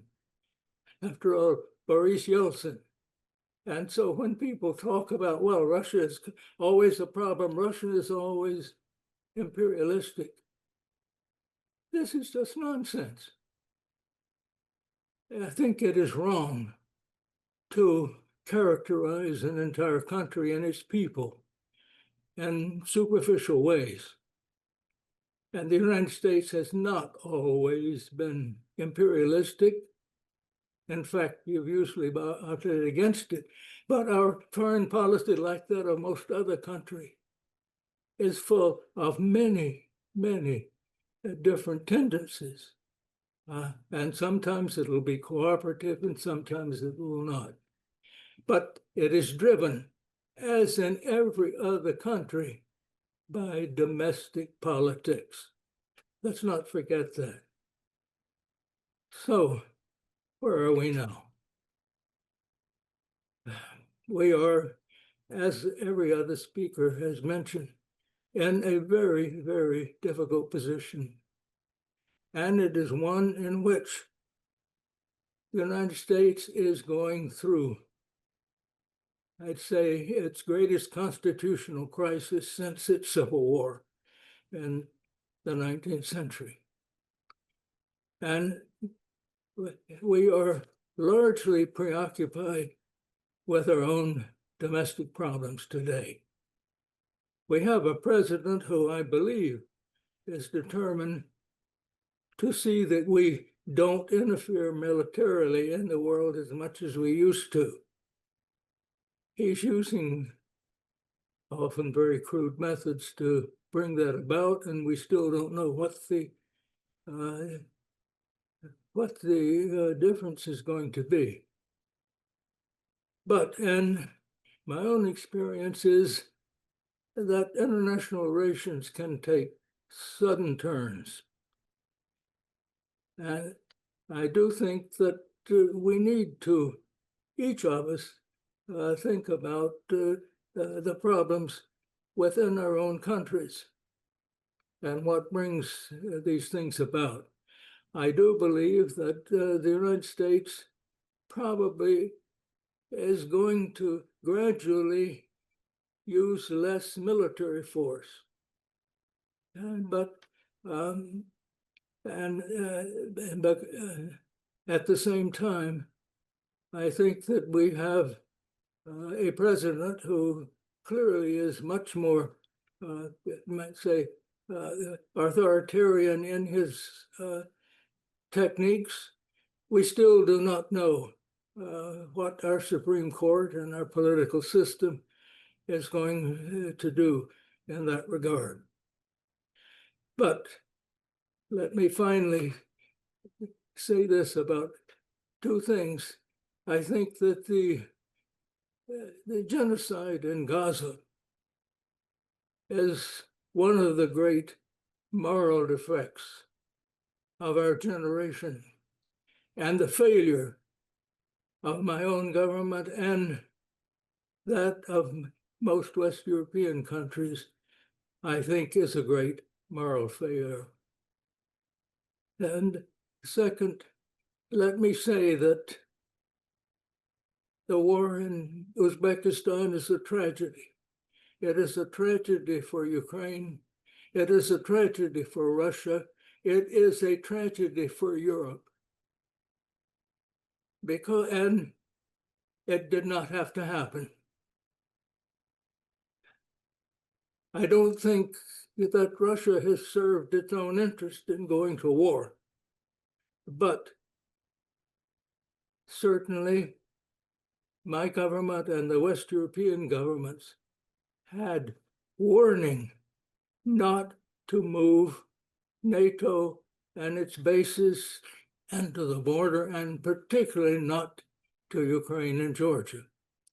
And yet, after the Budapest agreements, when supposedly the war was to stop in the Donbass,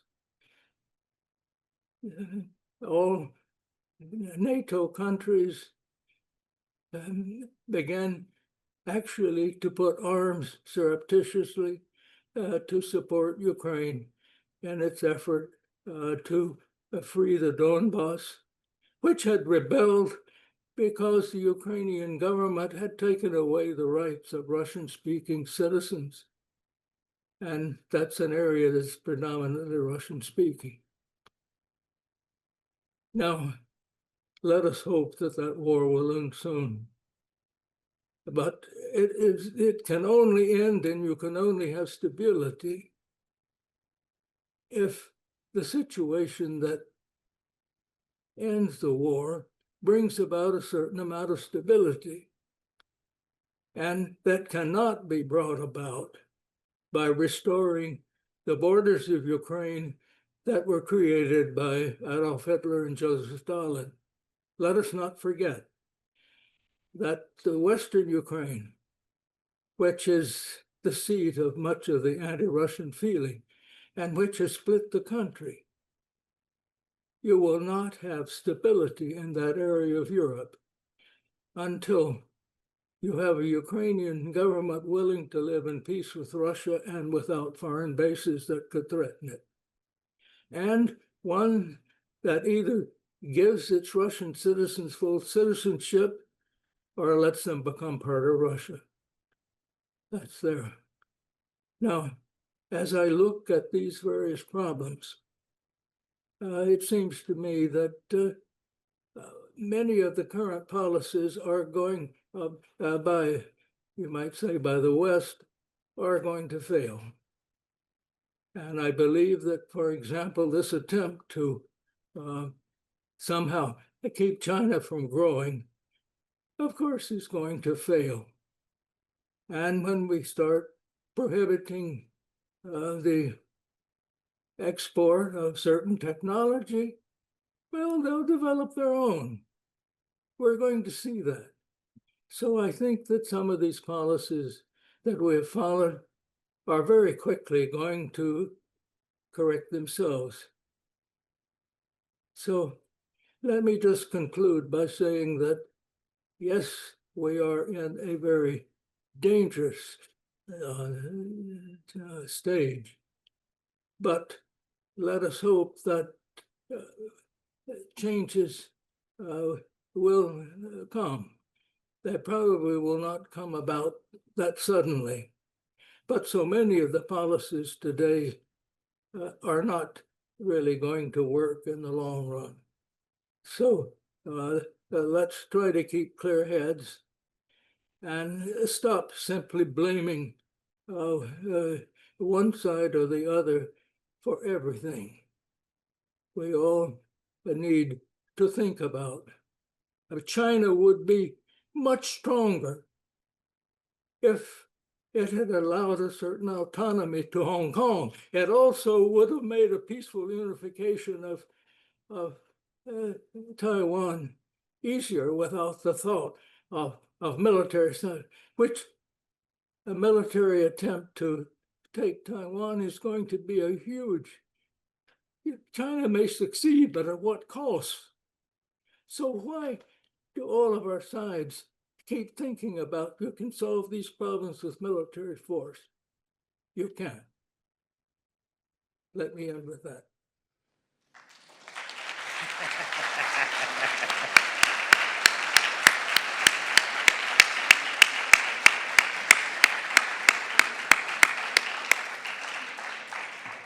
That was Ambassador Jack Matlock, former United States ambassador to the Soviet Union, 1987 to 1991. Great clarity and precision. Next, we have Ambassador Chaz Freeman, former U.S. Assistant Secretary of Defense for International Security Affairs, 1993 to 1994. Thank you, Mr. Speed. Thank you, Helga Zepp-LaRouche. It's an honor to join this conference. It's a challenge to follow such intelligent and eloquent speakers, and I will be brief. In the West, this is a time of forever wars. Forever wars have no defined or achievable objectives. Therefore, they include no plan for their termination or the reconciliation of the parties to them to their results. In forever wars, what passes for strategy is the fantasy that the will of the enemy will somehow evaporate, leading to its unconditional surrender. But we will win, they will lose is a pipe dream, not a program. Even wars of attrition need steadfast purposes that both sides can eventually, reluctantly agree to. In the West, this is an era of fantasy foreign policy. In it, governments and media oligopolies use addictive modern technologies to dictate fictional versions of trends and events.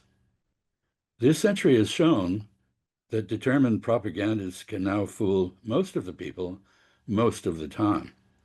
But reality exists whether people believe in it or not. Policies built on delusions cannot overcome it. What has been lost on the ground can be denied at pep rallies, but it cannot be recovered at the negotiating table. The war in Ukraine has not weakened and isolated Russia, far from it, but it has devastated and depopulated Ukraine. Ukraine's ambition to ban the language and culture of its Russian and other minorities and to quell their resistance to forcible assimilation has failed. The war has put paid to the West's efforts to incorporate Ukraine into an alliance hostile to Russia. Europe's need for post-Cold War security architecture to make it whole and free remains unfulfilled. Peace is the restrained tolerance of a post-war status quo by those with the capacity to alter it by violence. The West is without any plan for peace. And rather than a Europe whole and free, the Ukraine war has produced a Europe divided and in the process of abandoning free speech and liberal democracy. Those who are in the process of losing wars can be forgiven for dreaming of ceasefires, but not for failing to recognize that they cannot impose a ceasefire on an advancing enemy, nor can they credibly issue ultimatums. An enemy that is unbowed will predictably insist on terms that serve its interests and the war aims it has set for itself.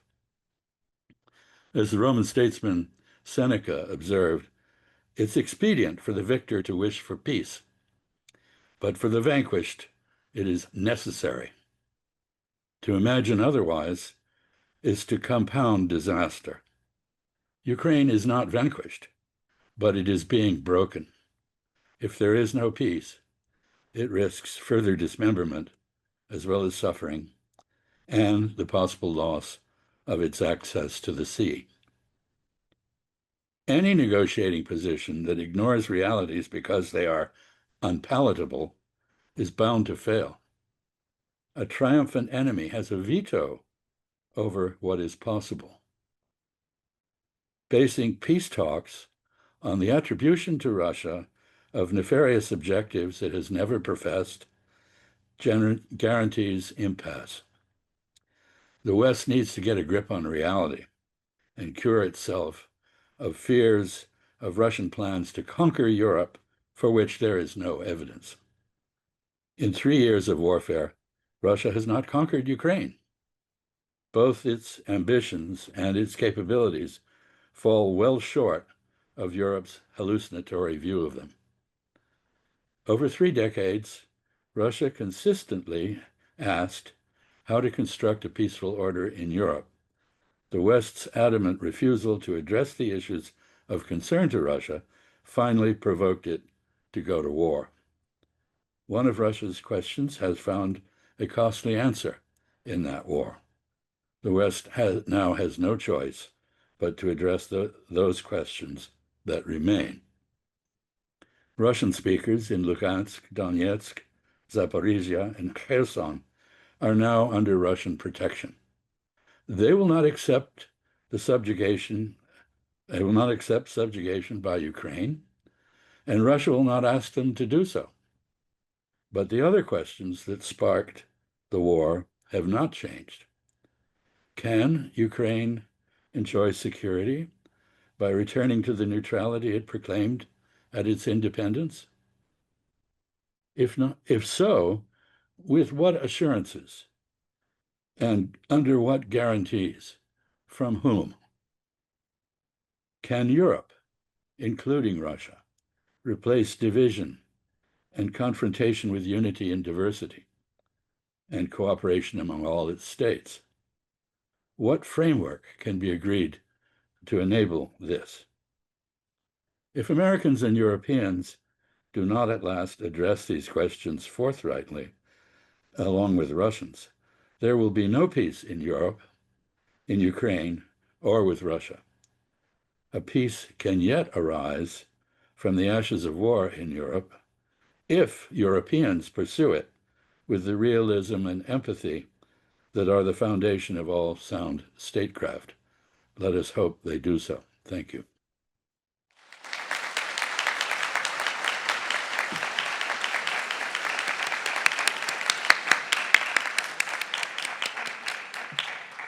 Thank you very much, Ambassador Chaz Freeman. Our next speaker is Scott Ritter, former U.S. Marine Corps and former UN Weapons Inspector.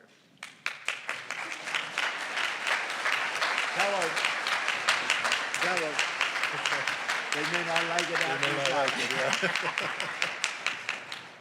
Well, thank you very much for the warm welcome. It's an honor and a privilege to be here to speak with you. Thank you, Helga LaRouche, for inviting me. You may regret it when I finish speaking. You know, it's interesting. I'm following the lead of so many distinguished speakers. Former president, former foreign minister of South Africa, Chinese academic of note. Chaz Freeman was the U.S. ambassador to Saudi Arabia when I served in the Gulf War under Norman Schwarzkopf. And Jack Matlock, I met him in the summer of 1989 when he came to Vodkinsk to open up the housing area of the U.S. inspectors outside of a Soviet ballistic missile factory where we were implementing the Intermediate Nuclear Forces Treaty. And I have to chuckle because when I knew Ambassador Freeman and Ambassador Matlock, they were ambassadors. And I was just a lowly, freshly minted captain in the United States Marine Corps. The United States Marine Corps, which I want to remind you, I wasn't going to say this, but I am. Yeah, we were, Smedley Butler's 100% correct. We were the tools. We were the tools of big business. We were the tools of big business. We were not big business. Those same Marines that carried out the acts which Smedley Butler and you rightly point out as being nefarious in nature were also the Marines that stood the ground at Biela Wood in 1918 and got the title Devil Dog because they beat the Germans on the battlefield because of their dedication and their heroism and their commitment to excellence. These were the same Marines that stood the ground in Guadalcanal, beating back the Imperial Japanese forces, that waded through the waters at Tarawa, that raised the flag on Iwo Jima. We honor them for that because we deem that to have been honorable. Well, I'll just say this, war is hell, war is never honorable, but don't blame the Marines. We send in the Marines to solve problems. We probably should pick better leaders so that the problems we send the Marines to solve are problems that are worthy of the sacrifice that is made to accomplishment. In a couple days, we'll be having Memorial Day, and we will lower our heads and say prayers in gratitude to the men and women who have given their lives, given their all, in defense of this wonderful country. But many of those men and women died in conflicts that we rightfully condemn. We speak ill of Vietnam because it was, after all, a war that we probably shouldn't have been involved in. No, I'll say we shouldn't have been involved in. But that doesn't denigrate the courage of the Marine who took back Hue City. He wasn't there because of geopolitics. He was there because of a Marine to his left and his right because he's given an order to close with and destroy the enemy through firepower and maneuver. And he did so with a dedication that many will never understand. So yeah, I won't sit here in silence as the Marine Corps is denigrated. Don't blame the tool, blame the operator of the tool. And so now we'll get on to what I really wanted to talk about. And we'll start off with the color of my suit. You might laugh about that, but my wife, when I was picking out my clothing said, Scott, you should wear a blue suit. It's very dignified.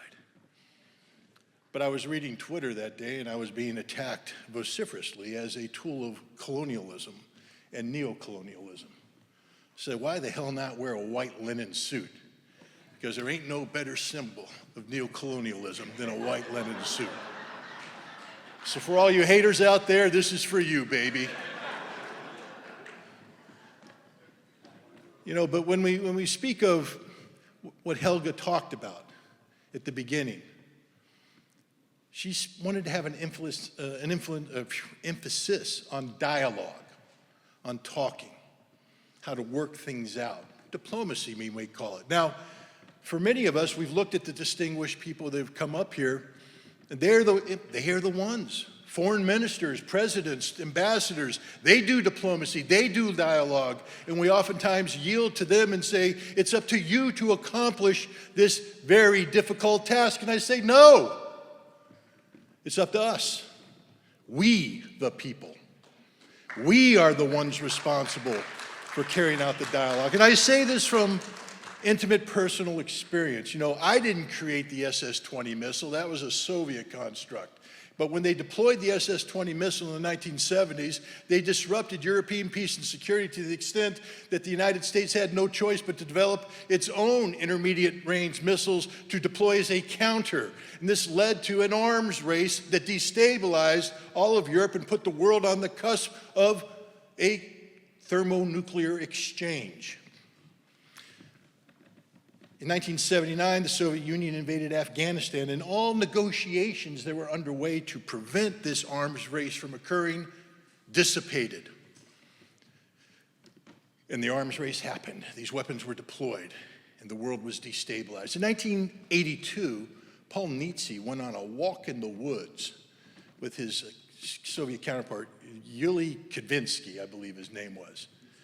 Yeah, and they, what was interesting is the US government didn't give Nitze permission to do that. And the Soviet government certainly didn't give Yuli Kudvinsky permission to do that, but they did it anyways. And yes, the agreements that they came upon were pushed down by their respective governments. But you know what they did?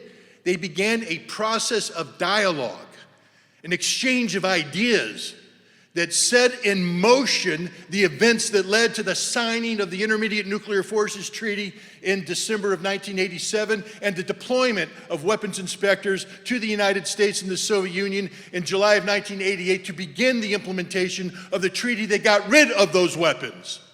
Dialogue.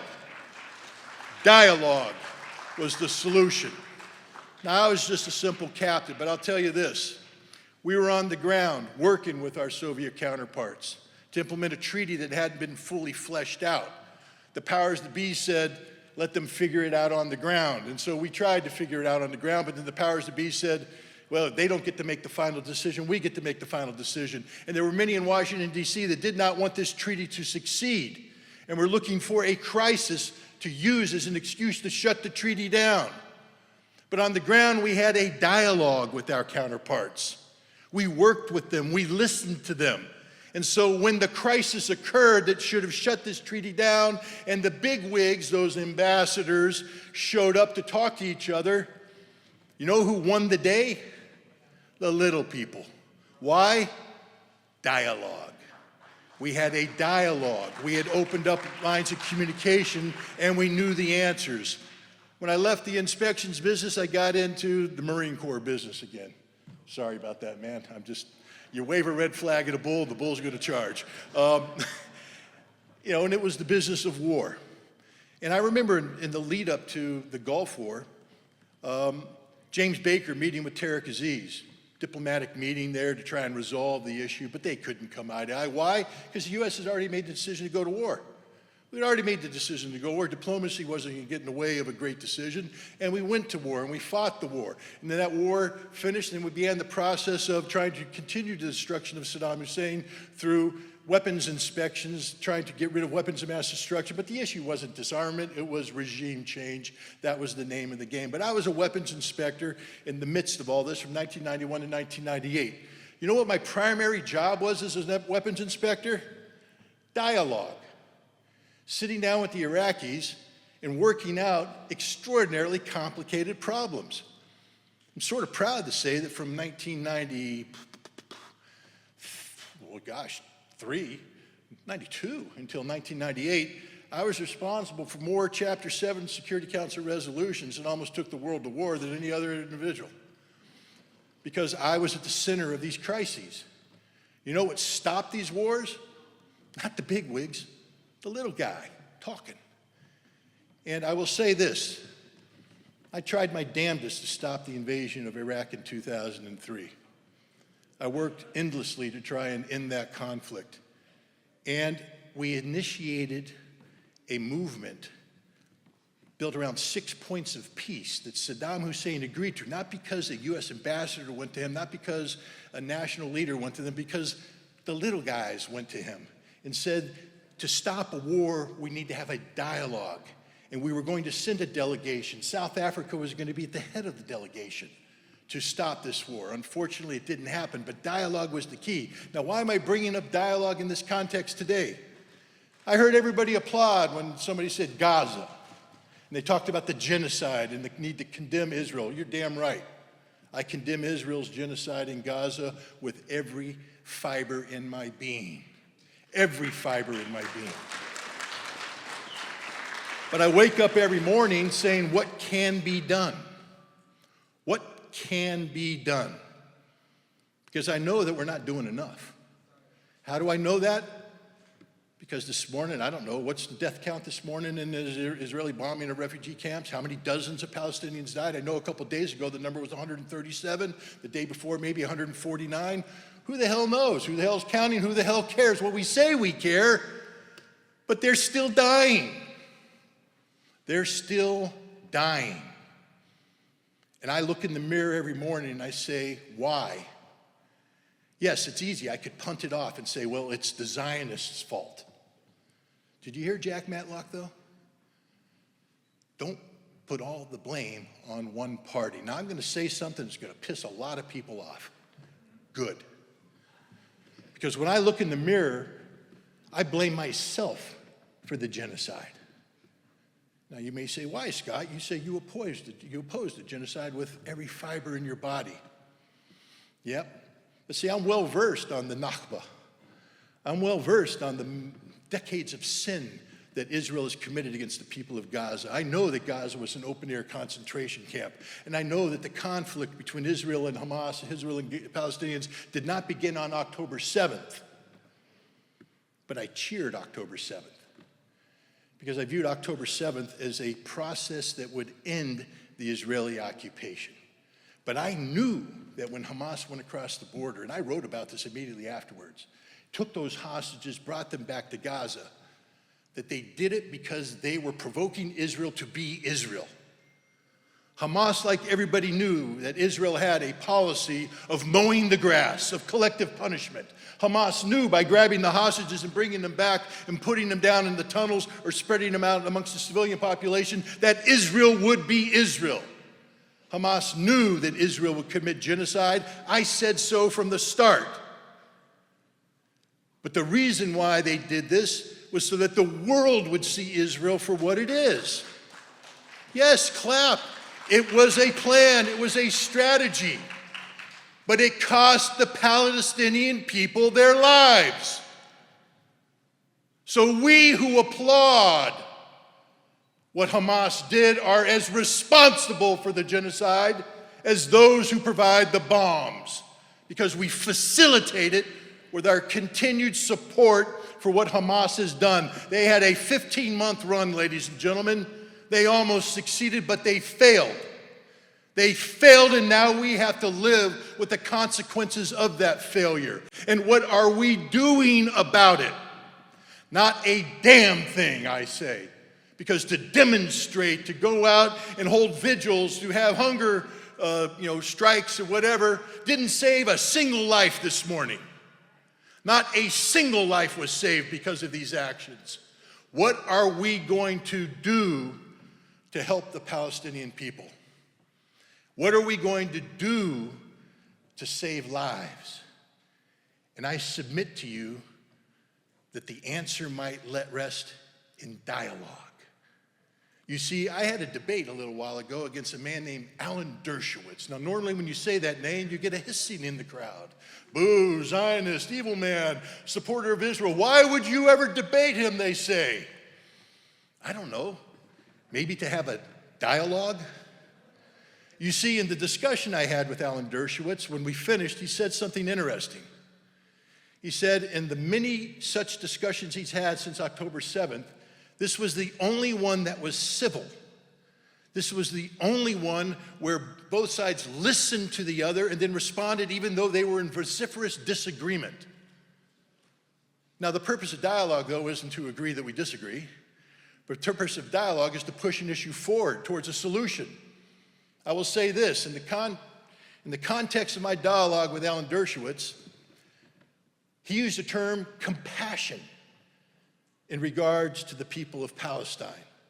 And I viewed that as a victory, because upon that you can build.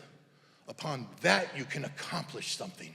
Upon that you might be able to move the issue forward so that we're not just talking about compassion, but actually implementing compassion in a way that may manifest itself that saves the lives of Palestinians. Not to solve the problem of Gaza. I'm not narcissistic enough to believe I can do that, but to save a life. Hin Rajab is a name that I say every day, because I blame myself for her death, because I cheered on Hamas on October 7th. You know, death in war is an ugly, ugly reality. People who study the liberation of Normandy have to understand that we were designing to kill 60 to 80,000 French civilians to begin the liberation of France. Charles de Gaulle signed off on the plan. We ended up killing 20 to 30,000. Innocent French civilians died in our liberation of Normandy. Nobody talks about that. Civilians always pay the price. And if you thought Hamas was going to initiate something on October 7th that would bring about the defeat of Israel and the liberation of the Palestinian people, understand that that was always going to result in Hin Rajab being killed. She was always going to die. But how do I stop the next Hin Rajab from dying? What can be done to prevent that? Dialogue. Dialogue. If I can sit down with Alan Dershowitz and begin a dialogue where we can agree upon the need to do something to resolve the humanitarian disaster, maybe not in its totality, but partial. If I could do something, for instance, we know that through diplomacy and dialogue, the United States was able to go in and get a hostage released. So why can't I begin a dialogue with the Israelis that acknowledge that perhaps there's some Palestinians that need insulin to survive? And maybe we can agree for an exchange of hostages for insulin to be released. It doesn't solve the problem, but it saves lives. Oskar Schindler couldn't save the Jews during the Holocaust, but he did save some of them. And today, there are thousands of descendants of the Jews on Schindler's List who contribute to humanity and contribute to life today because somebody gave a damn and did whatever it took to save lives. Palestinians are going to die today, and Palestinians are going to die tomorrow. And the challenge I put forward to myself and to you is, what are we going to do to save as many of those lives as possible? And the answer is dialogue. Dialogue. We have to find a way to reach out and make common cause with the people we hate, with the people we despise. We have to find a way to reach out and have a dialogue, a discussion with the Israelis, with the Zionists, with the administration. Not to solve the problem, that's above our pay grade, but to save a life, which is actually the job description of every single human being alive today. So that's my challenge to you. Dialogue. Find a way to do it, save some lives. Thank you very much. Pleasure talking to you.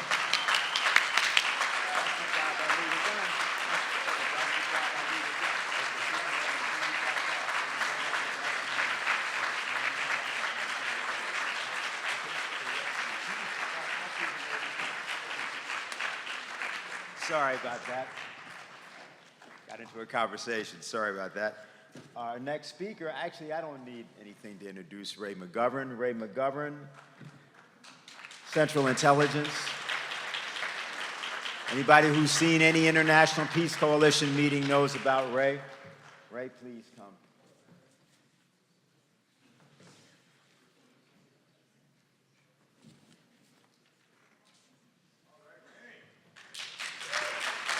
Thank you all.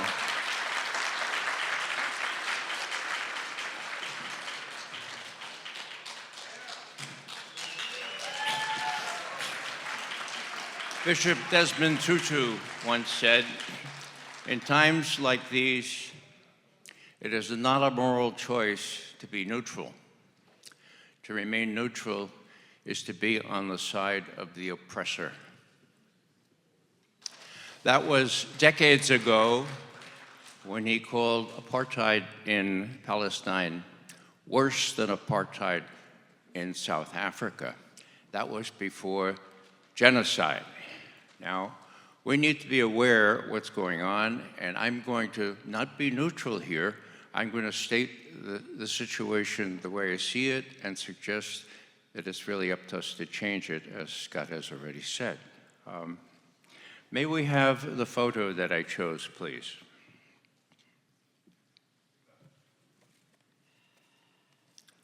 Can you see that? You can, all right. Genocide. I never thought that my country would be enabling genocide. This is a difference in genus, not species. What am I doing about it? Well, I saw it before. I was alive during a previous genocide in Germany and Eastern Europe when I was just very little and I was unable to do something about it. Now I'm big, I'm old, and I'm going to try with my last breath to do something about it, and I'm looking out at a lot of people here who I know are going to join me in doing something about it.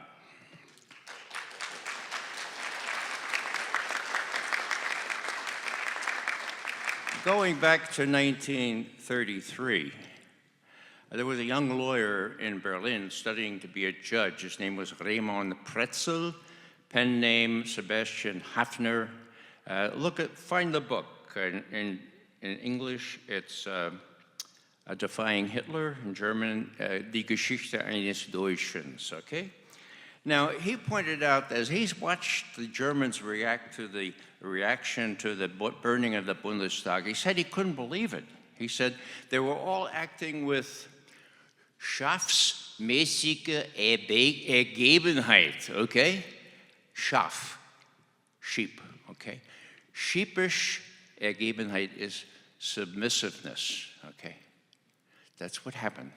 And genocide continued. And now? What about now? Well, there are rays of hope appearing, even in Germany. I would like to cite a very talented and courageous German woman named Sevin Dagladin, a member of Sarah Wagenknecht's party, Bündnis Sarah Wagenknecht. 2 years ago, she said, look, es ist unsere Pflicht, sich von diesem Königreich von Lügen nicht dumm machen zu lassen. Okay? It is our duty, Pflicht, amid this Königreich, this kingdom of Lügen, of lies, not to let us be made dumb, okay? Now, there are awakenings in Germany. There's bad news and good news. The good news is represented by Sevin Dagladin. Okay, now we know enough to be moved to action, and we know that the action has to follow words. I would like at this point to invoke the Noah principle. How many of you know about the Noah principle? Okay, well, here it is. No more awards for predicting rain. Awards only for building arks, okay? That's what we're going to do this weekend. We're going to build some arks, okay? We all have a hand in this. We're going to build some arcs. Now, the corollary of this is what Dr. King said so eloquently and so pointedly. There is such a thing as too late. I won't quote the rest of it. You read the rest of that paragraph, and you'll see that it's almost too late right now. It was too late for some of the Germans who finally recognized what was going on there and that they couldn't be complicit. And I use the word advisedly, complicit. We're all complicit if we don't try to change things, okay? Now, one of these people that few people know about, he was a geolog at the University of Berlin. He had tenure. Many of you know what that means because he went along. Actually, he advised Ribbentrop and Hess. And finally, he saw what was going on, and he became part of the Widerstand, the opposition, okay? And right before the two sides met on the Elbe, the day before, the two sides met, Russia and US, for the first time at the end of the war, 2 weeks before the end of the war. He was shot at a prison outside of Berlin. They knew the Allies were coming. They're going to do away with this guy, okay? Now, before he was shot, they said, now, look, we're very orderly people, we Germans, okay? You're going to have to sign a confession.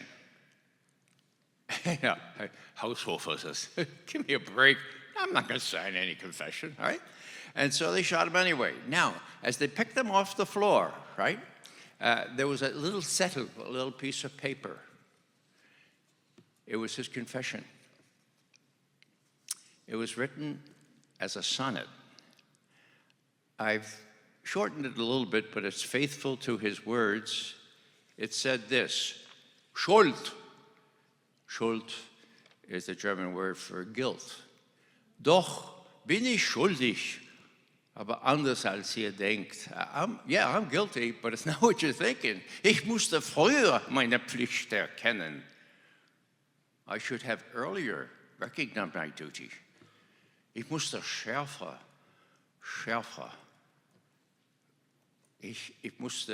I should have more sharply Unheil nennen. I should have more sharply called evil. Mein Urteil habe ich zu lang gelenkt. I put off my judgment far too long. Ich habe gewarnt, and he did warn, you know, he had a little circle of folks around him, and that's what got him in trouble. Aber nicht genug. What's genug? Anybody know? Enough, okay? Ich habe gewarnt, I warned, aber nicht genug und klar. There's no comparative in German for klar. Klar is klar, claro, okay, clear. I did warn, but not genug und klar. Und heute weiß ich schuldig war. And today I recognize what I was guilty of, okay? Wow.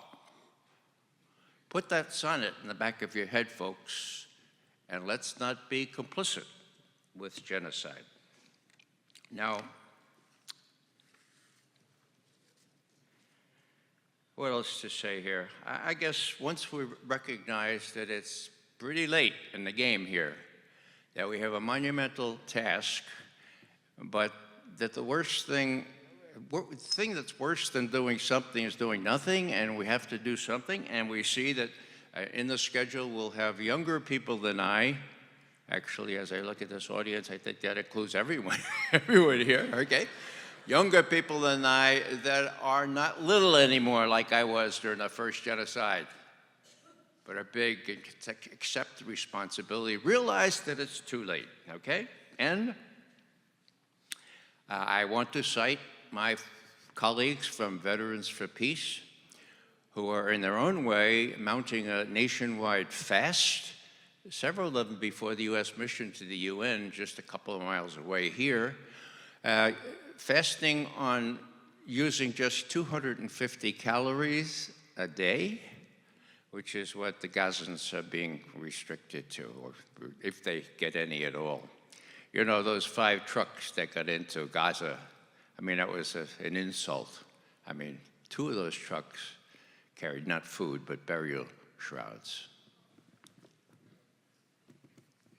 Babies are being killed and young people are going hungry. So, we got to keep on moving forward. Repeat, please. We got to keep on moving forward. We're going to keep on moving forward.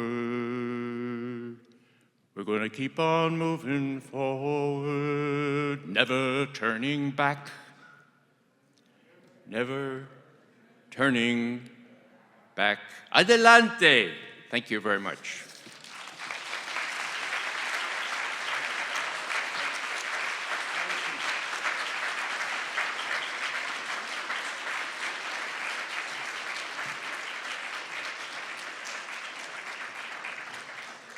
We now have a speaker who is not on the program. This is Ambassador Dmitri Chumakov, Deputy Permanent Representative of the Russian Federation Mission to the United Nations.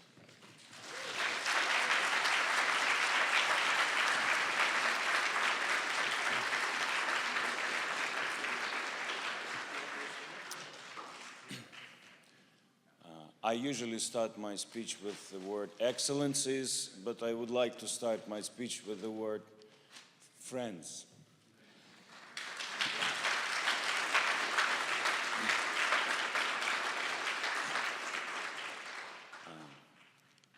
You know, it's common to start the speeches with "I'm happy to be here."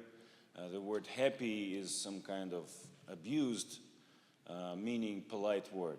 But I would like to say that I am really happy to be here today in the true meaning, because I hear that there are people with common sense. And it's really happiness and hope of light in the end of the tunnel. We really all need to wake up to use common sense and to proceed with this fashion. I really admired all the speakers that I have listened. I would not talk about Ukrainian conflict because I think it was a lot said very objectively with the effort to try to look at the root cause, and I'm sure that these things, they have to spread out because unfortunately not all the media in the Western world is really democratic. Sorry to say that, but a lot of things they do not show. And I think if information from different sources is conveyed, a lot of trouble would have been saved. But I would like to speak about the economic things. I'm the Deputy Permanent Representative responsible for economic affairs. We have several deputies, and economic discussions in United Nations are now at a very dangerous place, because what's actually happening is that rich countries are refusing from their responsibility to help poor countries, and it's a very dangerous phase that the rich countries think that they do not need to do, they do not need to help. Unfortunately, it will be much more painful for rich countries to avoid responsibilities, and common sense that we're discussing today would need to prevail to save these discussions. Today, I think that there are no doubts that the world economy is in a big turbulence, in structural crisis, and Secretary General of UN, Antonio Guterres, he sounds sometimes like a true socialist, and he's really trying to say the truth to the rich countries as well. And of course, we see erosion in all the systematic order that used to be here before. And yes, yet we all, as has been told to you by my previous speakers, And as our President Putin is saying, we need a multipolar world. We need multipolar order. We see deformations in economics of different countries, and it's, of course, this characteristics is wild capitalism that we see today. When the production means are monopolized, when the flows of capitals is under control, and technologies are not the subject of exchanges. And unfortunately, these disbalances in the world economy, they increase inequalities. Inequalities between countries, inequalities within countries. And we see that rich people get richer and poor people get poorer, and they do not have access to basic civilization achievements. I would like to feed you with some figures, not to be boring, and I hate to be between you and the lunch break. I know it's always a challenge, but some figures that in UN we have a big framework document which is called Agenda 2030. It's 17 major objectives of sustainable development, and I guess you all know that sustainable development is a balance between three pillars: economic pillar, social pillar, and environmental pillar. So this Agenda 2030, it was adopted in 2015, and only 17% of the objectives is now within reach. Only 17%.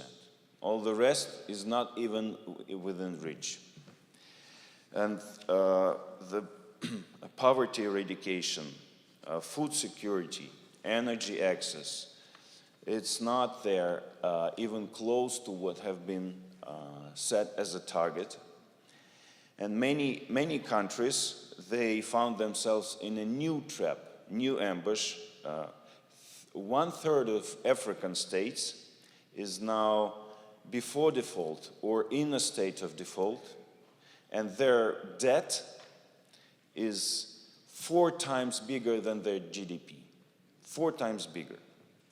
So this debt pit they find themselves in, of course, is taking away even the chances for them to have resources which they need to start the development. So we have a lot of political crisis, of course, between South and North, as we call it. North, we call it rich countries, South, we call it poor countries. But also there are a lot of discrepancies within the North.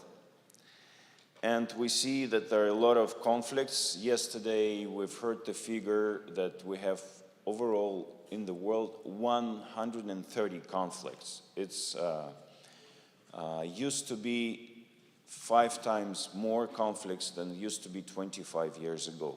So the amount of conflicts is growing exponentially. It's, of course, as we've heard the previous ambassador in the Soviet Union, he said we had a lot of conflicts, but they started locally. But we have a lot of conflicts today that also started under the influence from the outside. And we also have hybrid wars and total destruction of international trade system and weaponization of dollar. Last year at the summit of G20 in Rio de Janeiro, it was said the very dangerous figure that global military expenditures are amounting to $2.4 trillion. $2.4 trillion. Of course, with this kind of expenditures, there's very few perspective for global economic growth and global development. And there are blows to elements of the global economic chains. Today, it's not only Russia. The blow, it's not only against Russia, but also blow against other elements of this global chain. It's China. But these blows, they will lead to global shocks. And I'm trying to be very diplomatic, as you understand. So what we see is basically that snake is biting its tail. And sanctions against Russia and China, destruction of infrastructure like Nord Stream explosion, they, of course, they hit competitiveness of those who initiate these blows, and of course Europe, mainly Europe. It also instigates the inflation, it going against the global economic growth and destabilize the world development. Russia is trying to continuously propose different initiatives of global character, which are very much alike to what Schiller Institute is declaring.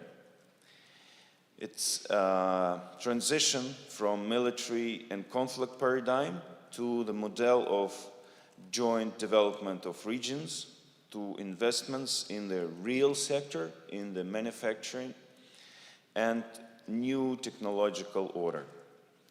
Together with the BRICS countries and other like-minded countries of the global south, we're trying to achieve recognition of justice for these approaches on the world scale in different formats.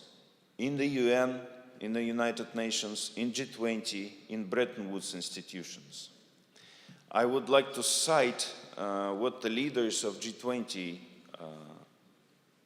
have agreed last year in Rio de Janeiro, is to promote open, sustainable, inclusive, stable financial system which is supporting economic growth and which is based on full, timely and consistent realization of coordinated international standards with, on the basis of constant political coordination. It is the declaration of Rio de Janeiro of G20. So what we're actually against is unilateral approaches. So we have to take decisions, if we take decisions without taking into consideration the interests of our neighbors or other countries, then we fail. And these interests, they include wide range of spheres, be it climate, environment, human rights. We also recognize that the human rights agenda is also weaponized, is also used as a reason for external interference. And unfortunately, a lot of economic issues are weaponized and also used for external interference into internal affairs. Key reserve currencies became instruments of political pressure. The payment channels are blocked. Foreign assets are frozen, and the secondary sanctions, the chilling effect of unilateral sanctions, also have big effect.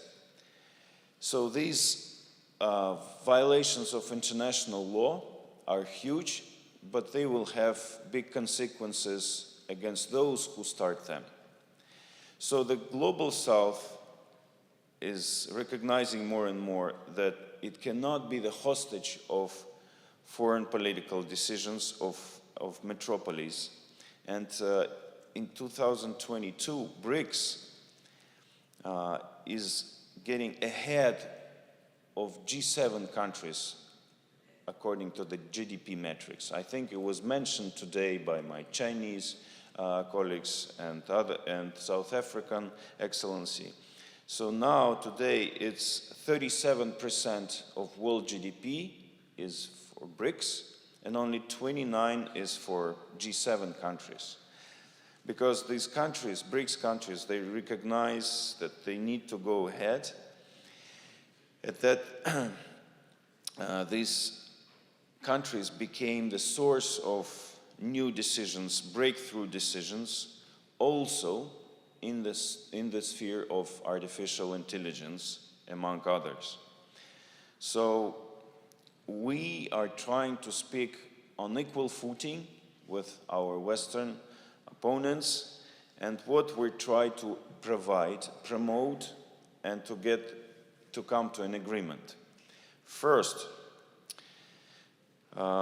we are trying to say that colonial practices, neo-colonial approaches need to be stopped, and that some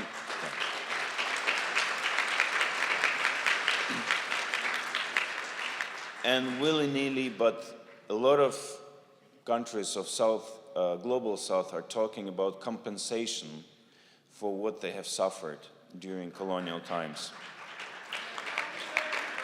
Yeah. Second, yeah. Second, we need to have a system when developing countries would have some leverages for decision-making, for participation in the decision-making in institutions, in global institutions like IMF, World Bank, World Trade Organization, Bretton Woods institutions. They were a good idea, but they need to return to their initial mandate to support international financial stability and to support development. This mission now is not accomplished. So some other initiatives is development of alternative, effective technological payment systems, a promotion of trade in national currencies, analysis of restrictive measures and abolition of unilateral restrictive measures, diversification of credits and depolitization of credit relations, unconditional credit relations, and establishment of the payment system which cannot be weaponized. Next, we need to help developing countries to have good disposal of their own resources, to help them become industrially independent, and to help them to get access to different markets and technologies.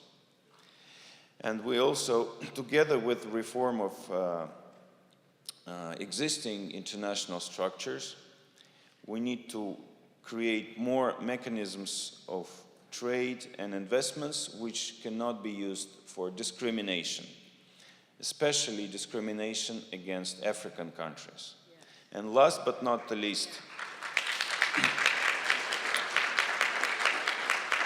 we call on also the countries of Global South to think of and create their own sovereign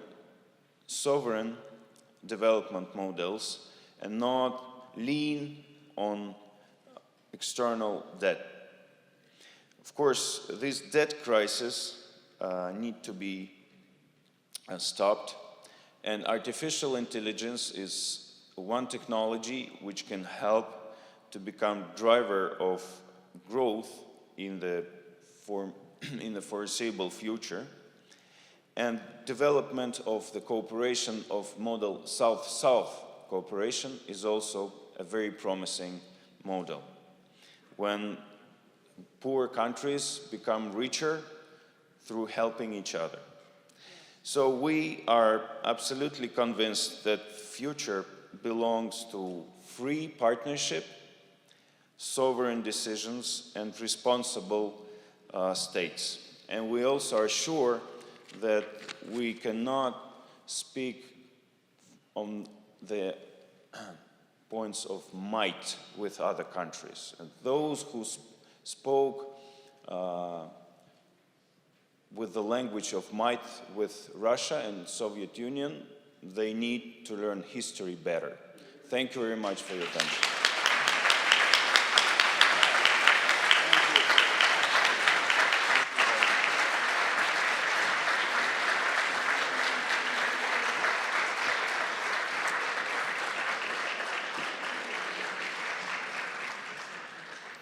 We have a video from Zhu Qixi, the Associate Research Fellow of the Academy of Contemporary China and World Studies.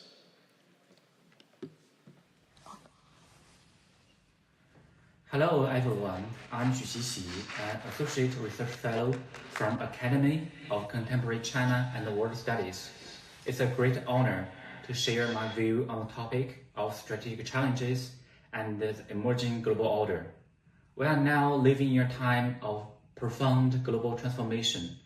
Just as the theme of this conference says, we are in times of great turbulence. Geopolitical tensions, shifting economic dynamics, and evolving security threats are reshaping the landscape of international relations. In this context, 4 major strategic challenges stand before us: the peace deficit, the development deficit, the security deficit, and the governance deficit. Addressing these challenges and establishing a fair, inclusive, and sustainable global order is critical for the future of humanity. The peace deficit is perhaps the most immediate and present challenge facing the international community today. Conflicts and tensions persist in many parts of the world, from Middle East to Eastern Europe and even to South Asia. In today's 21st century, it is hard to believe how geopolitical tensions, conflicts continue to arise one after another. These conflicts have led to untold human sufferings, displacement, and instability.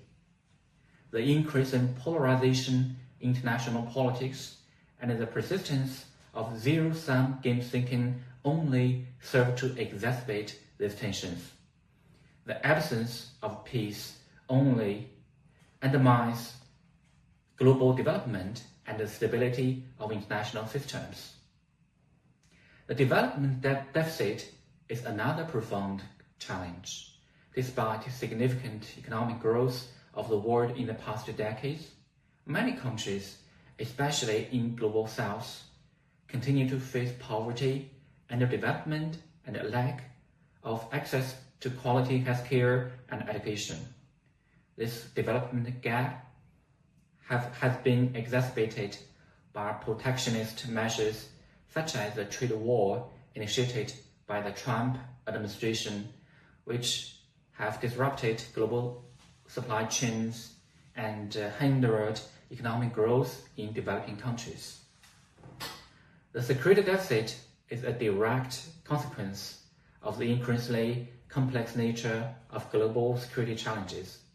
Traditional threats, such as armed conflicts, have been compounded by new risks: terrorism, cyber attacks, climate change, and pandemics. The growing interdependence of nations means that threats can no longer be contained within national border. National security concerns have become increasingly interconnected, and the need for cooperative solution has never been greater. The governance deficit reflects the inadequacy in the global governance system. International institutions established in the mid-20th century often fail to reflect the reality of a rapidly changing world. Key challenges such as climate change, cybersecurity, global health crisis, and migration requires global coordination and decision-making. But the current international governance structures are often slow and inequitable. Furthermore, the voices of many developing countries remain marginalized in key international forums, reducing the legitimacy of decisions made at the global level. In face of these strategic challenges, we must work collectively to build a global order based on justice, fairness, inclusivity, and shared prosperity. In this regard, I think the following 3 points are critical. The first point is promoting and upholding multilateralism. All countries should be aware of the challenges we face today cannot be resolved by any one country acting alone. Global issues require global solutions, and these solutions can only be achieved through cooperative efforts.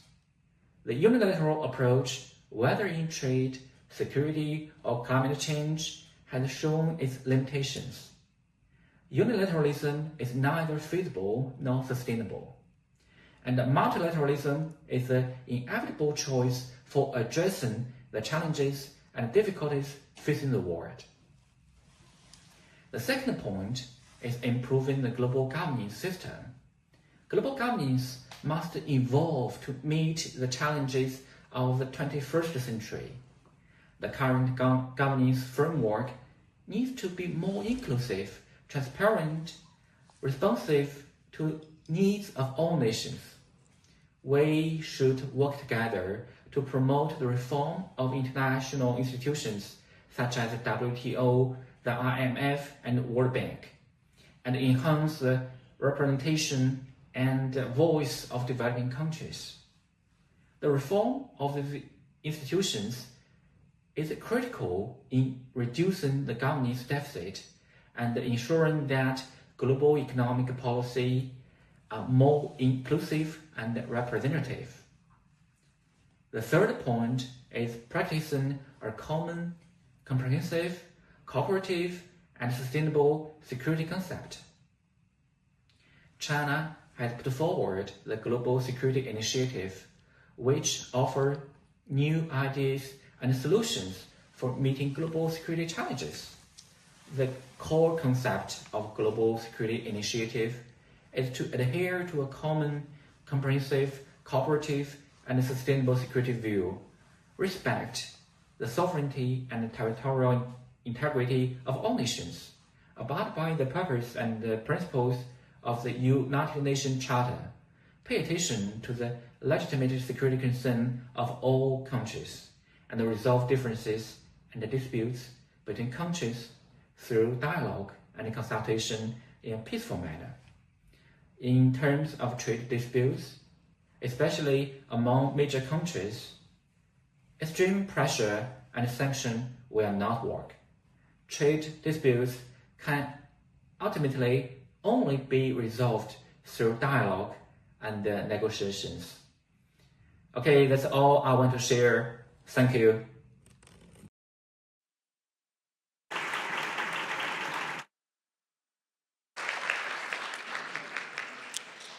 Okay, and I just need to know, is Dr. Pandor still with us? If so, we have a question. Well, actually, what I will do is I will read the question because, and we are transitioning now, about to transition, conclude this panel. I'll read it so that Helga hears it as well, and that way we have, okay, great. So this is a question from a group of young professionals in Equatorial Guinea in Africa. The world is, here's their question, the world is moving toward global instability caused by different conflicts and faced with the fear of a possible war of unpredictable dimensions. What role could the youth of the world play for the awareness of a culture of global peaceful coexistence? That's the first part of the question. The second part states, The world economy is also going through a critical situation where the Western powers only look at Africa as a place to be exploited and condemned to consume. In this regard, how could that situation be reversed so that the famous win-win philosophy becomes a reality?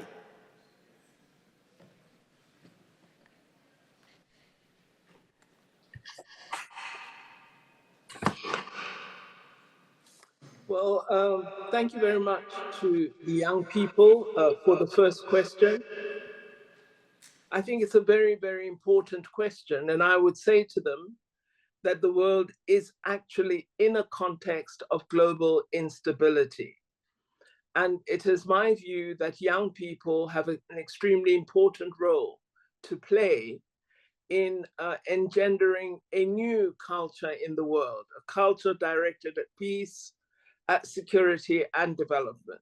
Young people have a very close connection to technology. They make great use of social media. I think the manner in which they utilize social media and youth organizations needs to be directed much more purposefully at addressing the problems that we're discussing in this global forum. So I think young people should become activists for change, should become more knowledgeable about the world, should seek to hold up the positive values of freedom, justice, democracy, and full enjoyment of human rights. I think if they could take up the world's challenges in these areas, we have the potential to create a very different world. So there are youth formations in most of our countries. We need to really encourage the establishment of a global youth forum where young people work together to advance positive goals. With respect to Africa and changing its economic trajectory, one of the areas that we need to address is the matter of corruption within the political, the public, and the private sector spheres.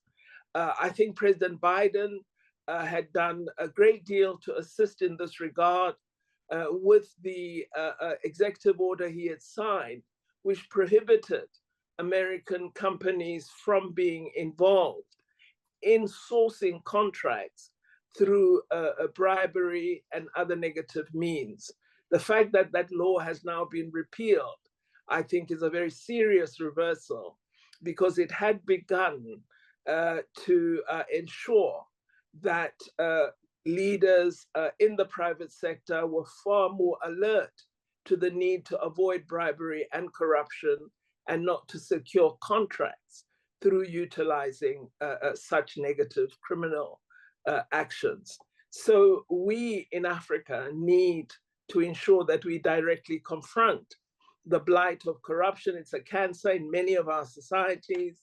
But in addition, we must exert control over our resources and really look at value addition to our mineral resources in our countries, rather than using as a means of generating economic benefit, extraction of minerals and export for value addition to elsewhere. So greater attention to beneficiation, and particularly a new approach with respect to the critical minerals, which are not yet the subject of a large number of old contracts on existing old minerals on the continent. We need to act in a different way and educate our young people to be the new mining engineers, technologists developing equipment for mine activities, mining business sector. We need to become active in beneficiation.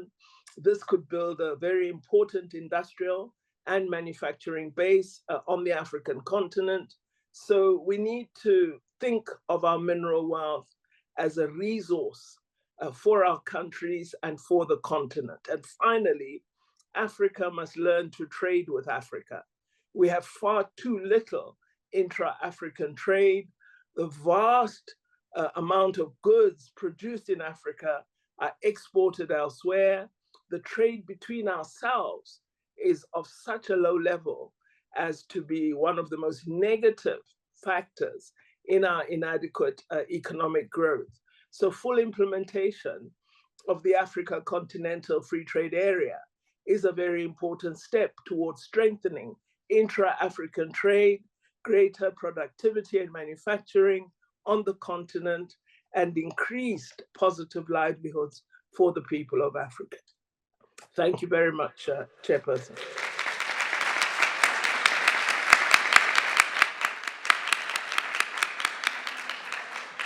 Helga, as we are going now to the close of the panel, we'd like you to give us some words of transition. I do know that there are a lot of questions and there will be time, and there are some people who have some very specific things. We'll be talking to you about those in a moment, but Helga, if you could give us a sense of either both in response to this question and also what you would like to say at this point. Well, I would like to address at least a few of the issues which were raised. One by Ambassador Matlock. I naturally fully agree with you that, you know, the NATO expansion to the east in the beginning was not opposed by Russia. But when they were only opposed against having offensive systems close to their border. So they looked at the installation of the Aegis system in Poland and Romania with great concern. There were several security conferences in Moscow, which they made videos about, and they showed how easily those so-called defensive systems could be transferred into offensive systems. And they said many times that when these systems move from phase 3 to phase 4 or phase 3, then that is the red line. They cannot agree. So there were many, many warnings not to pursue this. And that naturally leads to the point made by Chaz Freeman, Ambassador Freeman, who I think correctly stressed that the Europeans do not have a peace plan. And that, I think, is something we should rub in all over the world, because if you don't have a peace plan, how do you ever escape the eternal wars? And it shows the bellicose character of the present leadership. This is why I put in my beginning remarks the emphasis so much on the need to have a new global security and development architecture, which must take into account the interest of every single country on the planet. And, you know, I have written 10 principles, and I actually would hope that in the course of this conference, there would be some discussion, because, you know, I really mean it serious that we have to get out of this conference all equipped and armed with a plan how to put this new international security and development architecture on the international agenda. I think it's eminently possible, because what the professor from China, from the China Academy, was saying is China has a plan which is sort of formulated differently. Xi Jinping called it his 3 initiatives: the Global Security, Development, and Civilizational Initiative. But that's actually just a different way of formulating the same idea, because behind it is his conception of a shared future of the one mankind and the one future. So there are already many, many forces thinking about that, and it does really require to think of a new paradigm. Now, that new paradigm is not some empty notion, but we have worked in the last, one can say, decades on very concrete proposals how such a new paradigm looks like. I give you just one of many, many examples. One was mentioned by Dr. Pandor and Professor Zhang Weiwei with the OASIS plan. That for sure would be a complete paradigm shift. But this is just part of what we have named the World Land Bridge.